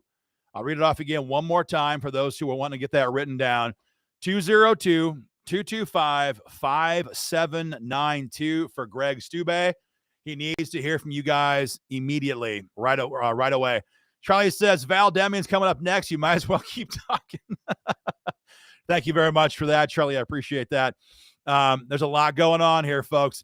Join in that fight. Join AFA.org. We are trying to roll as hard and as fast as we can in D.C. We're going to have a live update moment. Well, not whenever this committee ends, from Patrick Parsons, our vice president. He is there. You heard from him earlier today. He's going to give a live update once this is done. And folks, there's just a lot going on. Stop HR7910.com and stopredflags.com. These are the 2 main links. Let's see what's going on here. Strike the last word. And ladies recognized.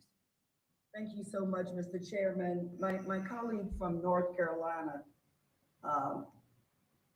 had the audacity to talk about bullies. Well, I think bullies. Her face is as fake as her green screen, and we're not going to humor this as well.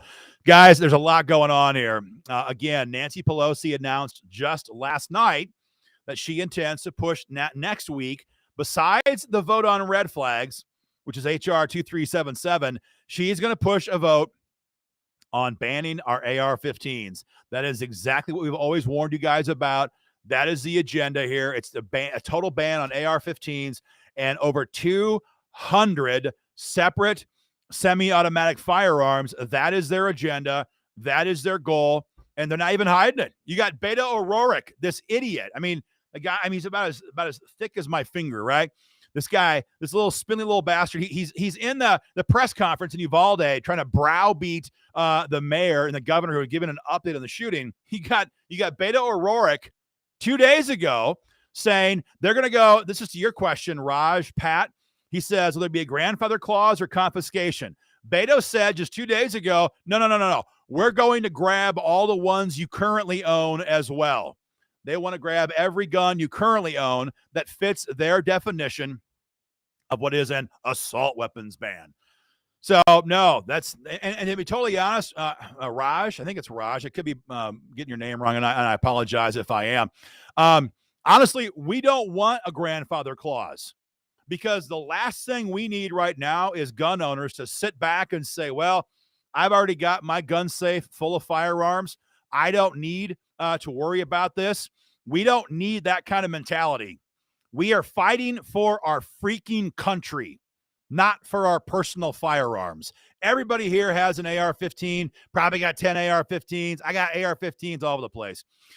We're not fighting for our AR-15s. We're fighting for our country. We're fighting for our great-great-grandchildren's right to defend themselves from criminals and tyrants. And what we do in these next 4 or 5 months before the midterms will go a long ways towards deciding whether or not our grandkids will have the kinds of freedom that we have right now in this country.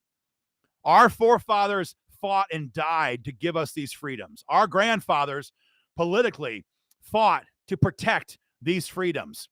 We have, look, it's just 2022. We have a debt of honor to those who went before. And we have a debt of honor to those who are coming after us, to hold the line for freedom, to stop these tyrannical bastards and shut this down so that freedom does not perish in this country, because, people, that is what is on the line. If they take away our guns, if they take away our right to keep and bear arms, that's it. Tyranny and evil in darkness. That is what comes next, and that is it. It has happened every time in human history. When a people are disarmed, that is what comes next. If you guys agree with me, sound off in the comment section. Get involved in this fight. Join AFA.org and get involved today. This is all coming fast. This is all coming fast. Dale says it was not long ago that Graham was on TV bragging about his AR-15. Now he's stabbing us in the back. Exactly. Dale, you're exactly right. Lindsay would say, oh, no, I don't want to ban your AR-15. I can't even do the guy's voice. I can't. But he's all on board. He's all on board with passing a national red flag gun seizure law. He's absolutely on board when it comes to that. So, folks, a lot coming right now. AFA is working overtime to flood the zone with all the information you guys need to make your voices heard. It's a big deal, folks. Rock and roll on this. I'm getting a bunch of new AFA members on here. I'm going to read off, excuse me, some of the names of people who have joined up today. A huge shout out to Joshua in Box Elder, South Dakota. Joshua, I grew up not too far from Sioux Falls in Northwest Iowa. I have been to Box Elder. A huge donation, over $1,100, a lifetime membership, and then some. Cannot thank you enough for that, Joshua. Thank you very much. We've got Greg in Monticello, Georgia, as a new member, $50 membership to the American Firearms Association. Thank you so much. We've got Justin Hall from Littleton, Colorado, either Littleton or Little Town. I'm not sure which one it is. Colorado, thank you very much for joining the fight. We've got German from Fairview, Tennessee, just joined up as a member of the American Firearms Association. Brad in Rockford, Illinois, the same state as Adam Kinzinger. We won't hold that against you, man. Not at all. Thank you for your membership in the American Firearms Association. Tom in Idaho, very generous membership right now to the American Firearms Association. Let me see here. We've got Thomas from Romulus, Michigan, just joined up, American Firearms Association. Chad from Flint, Michigan in the house, American Firearms Association. Folks, we're going to keep reading off these names. We're going to keep, if you want to hear your name read, folks, we will do that today as best we can. Join this fight. We need your involvement in this right now. Jennifer says, fight, fight, fight. Thank you very much for that. James says, I'm going to join today, dropping the NRA, and you guys are going to get my Iowa money. James is also a member of Iowa Gun Owners. James, appreciate that. I'm sure you know I run Iowa Gun Owners. Happy to be involved in the fight here with AFA, but man, got my start doing Iowa gun politics, and we have beat people's asses in Des Moines for years and years and years, and we have passed some of the best gun bills in the world in Iowa over the last couple of years as a result. Thank you for being involved in that fight. That is the same tactics. That is the same aggression and passion that we bring now to the fight at the federal level. Most of you have been involved with our fight for gun rights in Iowa, in Missouri, in Ohio, in Minnesota, in Georgia, in Wyoming, in Pennsylvania. We're all over the country fighting for your freedoms. But now this threat today is in D.C. That's why we founded a long time ago the American Firearms Association, to have this vehicle ready to go when these fights come. We knew they were coming. We're here. The fights are here. We're all here now. So if you're involved with our state operations, guys, get involved in the fight for gun rights at the federal level. That's AFA, joinafa.org. This is the group on the ground in D.C. fighting for you guys, and we're not going to give up. I believe we have Ken Buck here from Colorado. Ken is certainly one of the good guys. Let's give some time here to Ken Buck. During that time, it did not reduce violent gun crime in America. These bills that have been presented, the Safe Storage Act, Ethan's Law, Safe Guns, Safe Kids Act, closing the bump stock, Keep Americans Safe Act, would not have prevented what happened in the last 3 shootings and many other shootings. We have a serious problem involving family, involving drugs, involving mental health in this country. We have gone in the wrong direction in the last 40 or 50 years. We have become a less safe society generally. Blaming the gun for what's happening in America is small-minded. It is unfortunate that we can't come together as a group of well thought through legislators that want to deal with this problem, pointing the fingers at each other and saying, well, you're only doing this because you're trying to gain political points on the heels of a dangerous shooting. And then for you to tell us that, well, we're controlled by the NRA. I voted against the NRA. I'll vote against the NRA when I think they're wrong.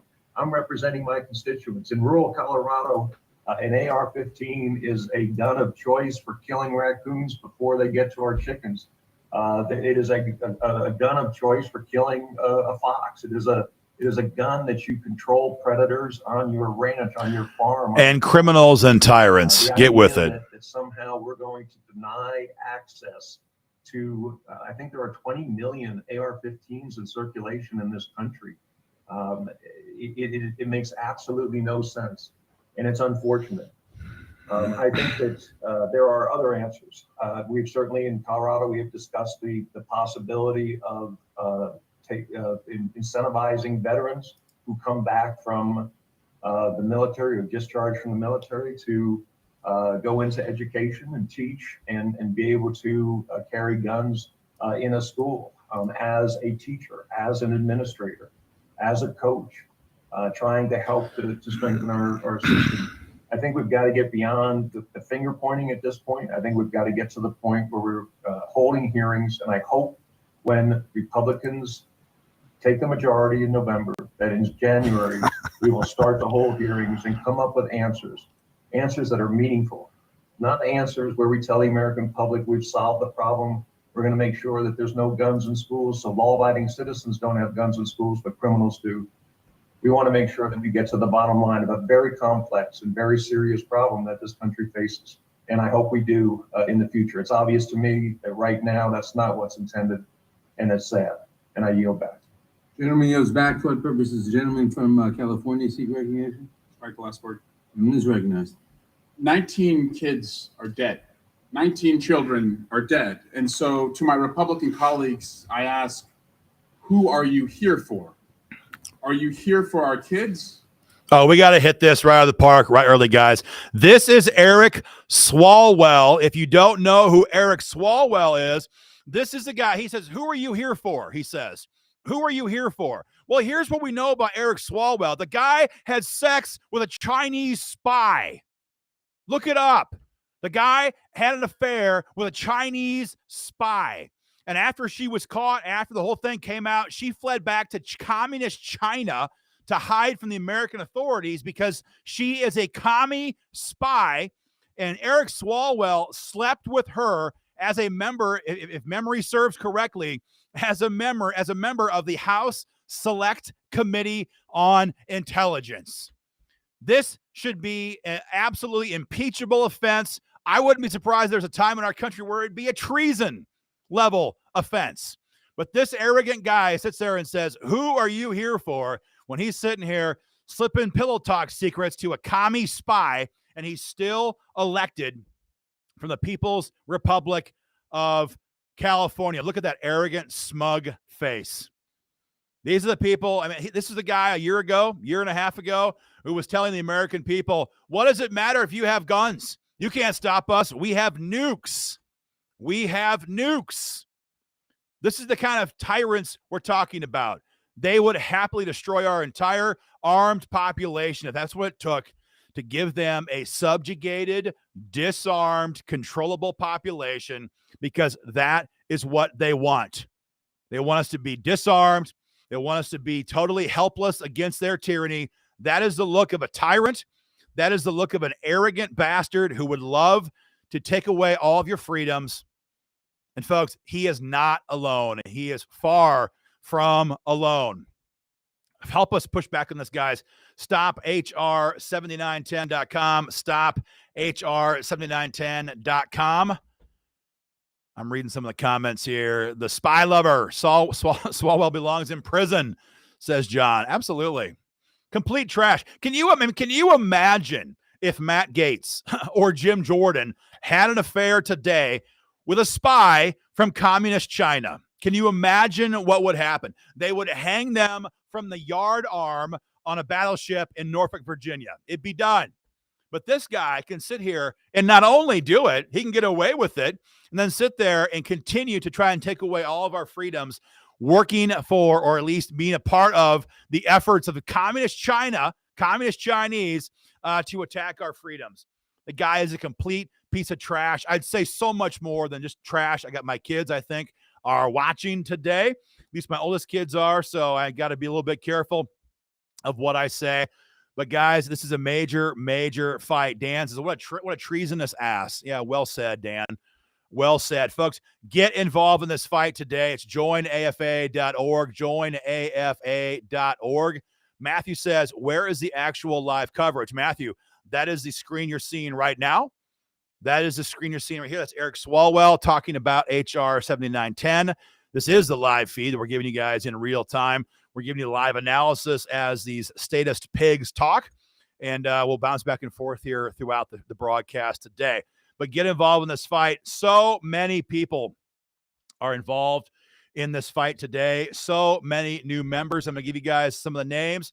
If you want to hear your name right off today, guys, let us know where. I mean, just keep your memberships coming. Dennis just joined up in Phoenix City, Alabama. Thank you very much, Dennis, for that. Tim is a new member from Jefferson, Georgia. We appreciate that very much. David from Brewerton, New York, in the house as a new member. We appreciate that very much, David. We've got Stephen in Bridgeton, Missouri, in the house. Good to see you on here.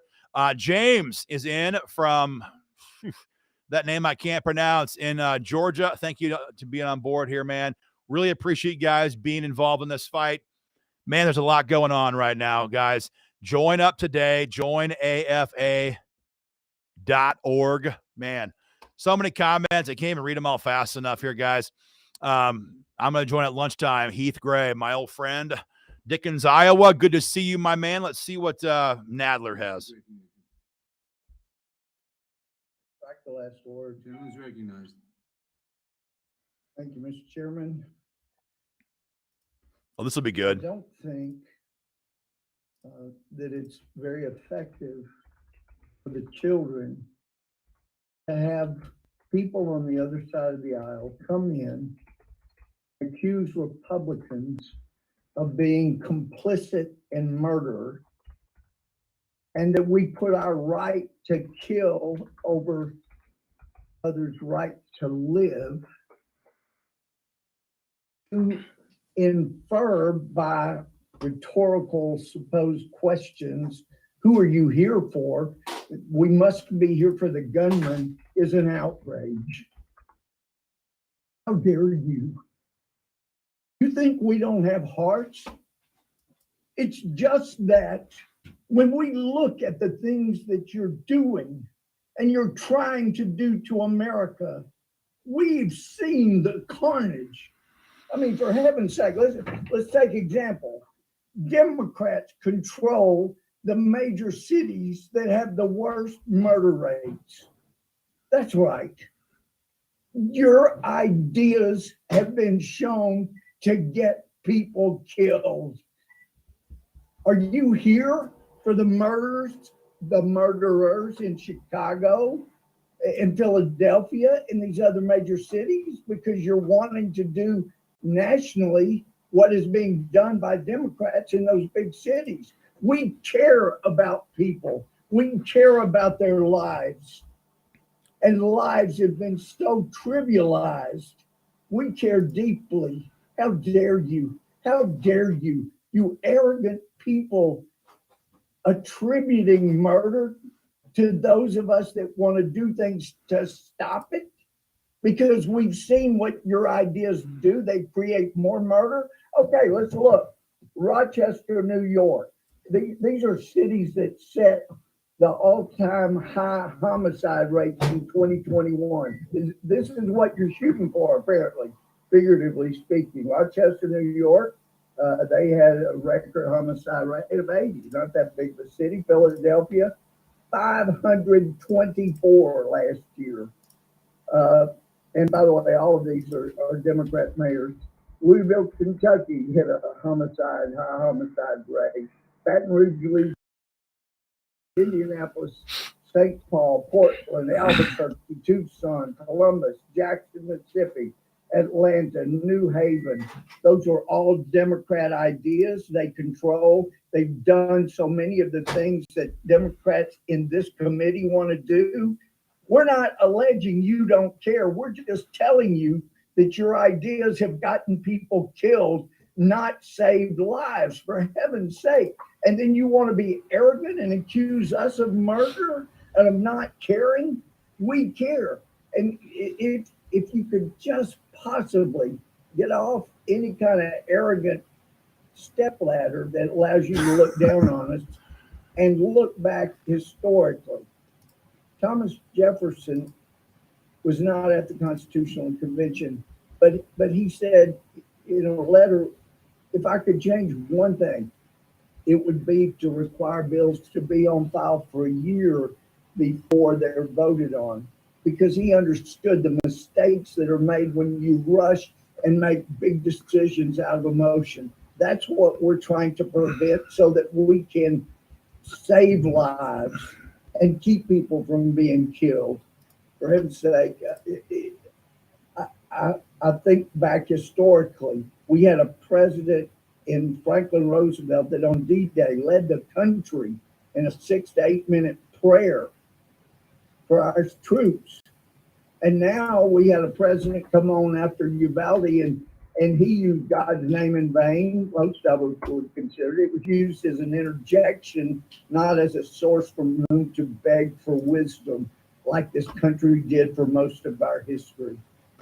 Since the 60s, we really started having these mass shootings. Perhaps there was something in the 60s, maybe some Supreme Court decisions that gave rise to people being taught in school, it's whatever you think feels good.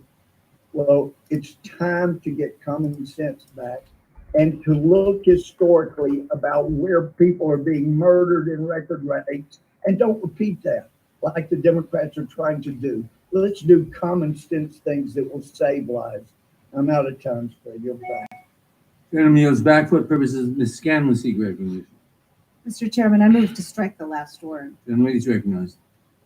I do want to respond first to Mr. Gomer, and I'm sorry that he and many of his colleagues didn't think it was important enough to be here today. But I did want to respond to his allegation that Philadelphia's homicide rate is. I will not. I will not. Folks, we'll yield on behalf of Mr. Gomer. We were talking to his staff earlier today. Mr. Gomer's flight was delayed out of Texas, and he was unable to get back to D.C. for today's hearing. That's why he is not there today. Everybody in the committee knows that. They don't give a damn. They're just trying to make him look like an idiot for not being there today. That's why he is not there in person. So many people joining the American Firearms Association today. Thank you for joining this fight. There is a lot going on, folks. Get involved today. We're going to do roll call again on a whole bunch of new members who are pouring in right now. We got James in Iowa as a brand new member. Thank you very much. James in Carlisle. I know Carlisle very well, James. We got Sue in Blowing Rock, North Carolina in the house as a new member of AFA. Andrew from Felicity, Ohio, joined up as a member today. Thank you very much, Andrew. We got Mary in Skykesville, Maryland. Thank you for being on board. Jeff in Pennsylvania just joined up in the last few minutes. We got James from Liverpool, Ohio in the house. Pretty sure I know your name, James. I've met you, I believe, once in the past at a rally. We got Sabo from Xenia, Ohio. I know Xenia pretty well too, man. Good town, good place to be from. Brian, Buford, Georgia in the house. Thank you very much for that, Brian. We got David in Richmond Hills, Georgia. Georgia coming in strong. Of course, everyone knows that in Georgia, AFA's state affiliate, Georgia gun owners just passed constitutional carry, Senate Bill 319. Governor signed it last month. No, 2 months ago now.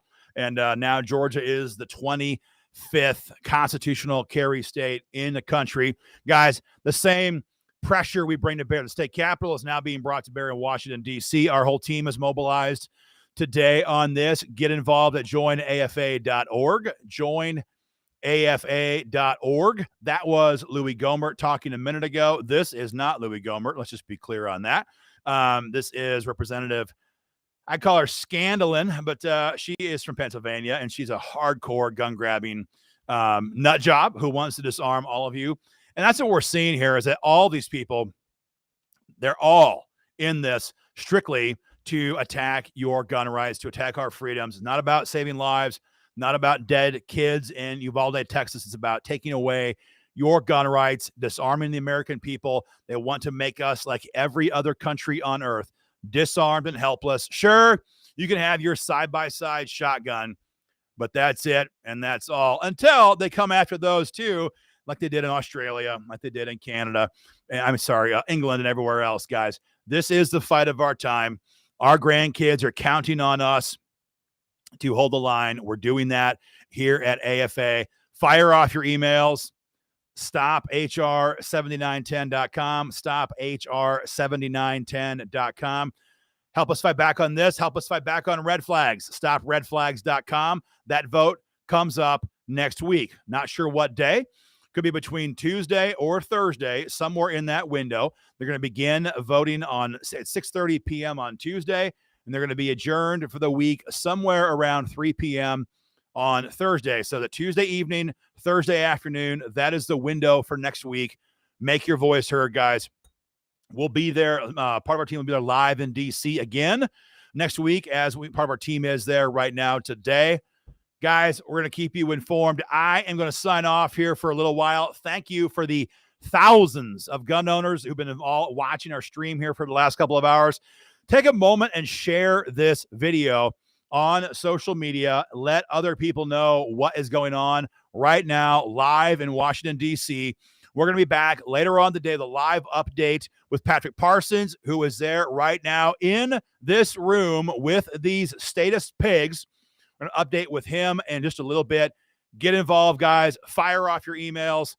Go to joinafa.org. And folks, stay dangerous for your families, for your freedoms, and for your country.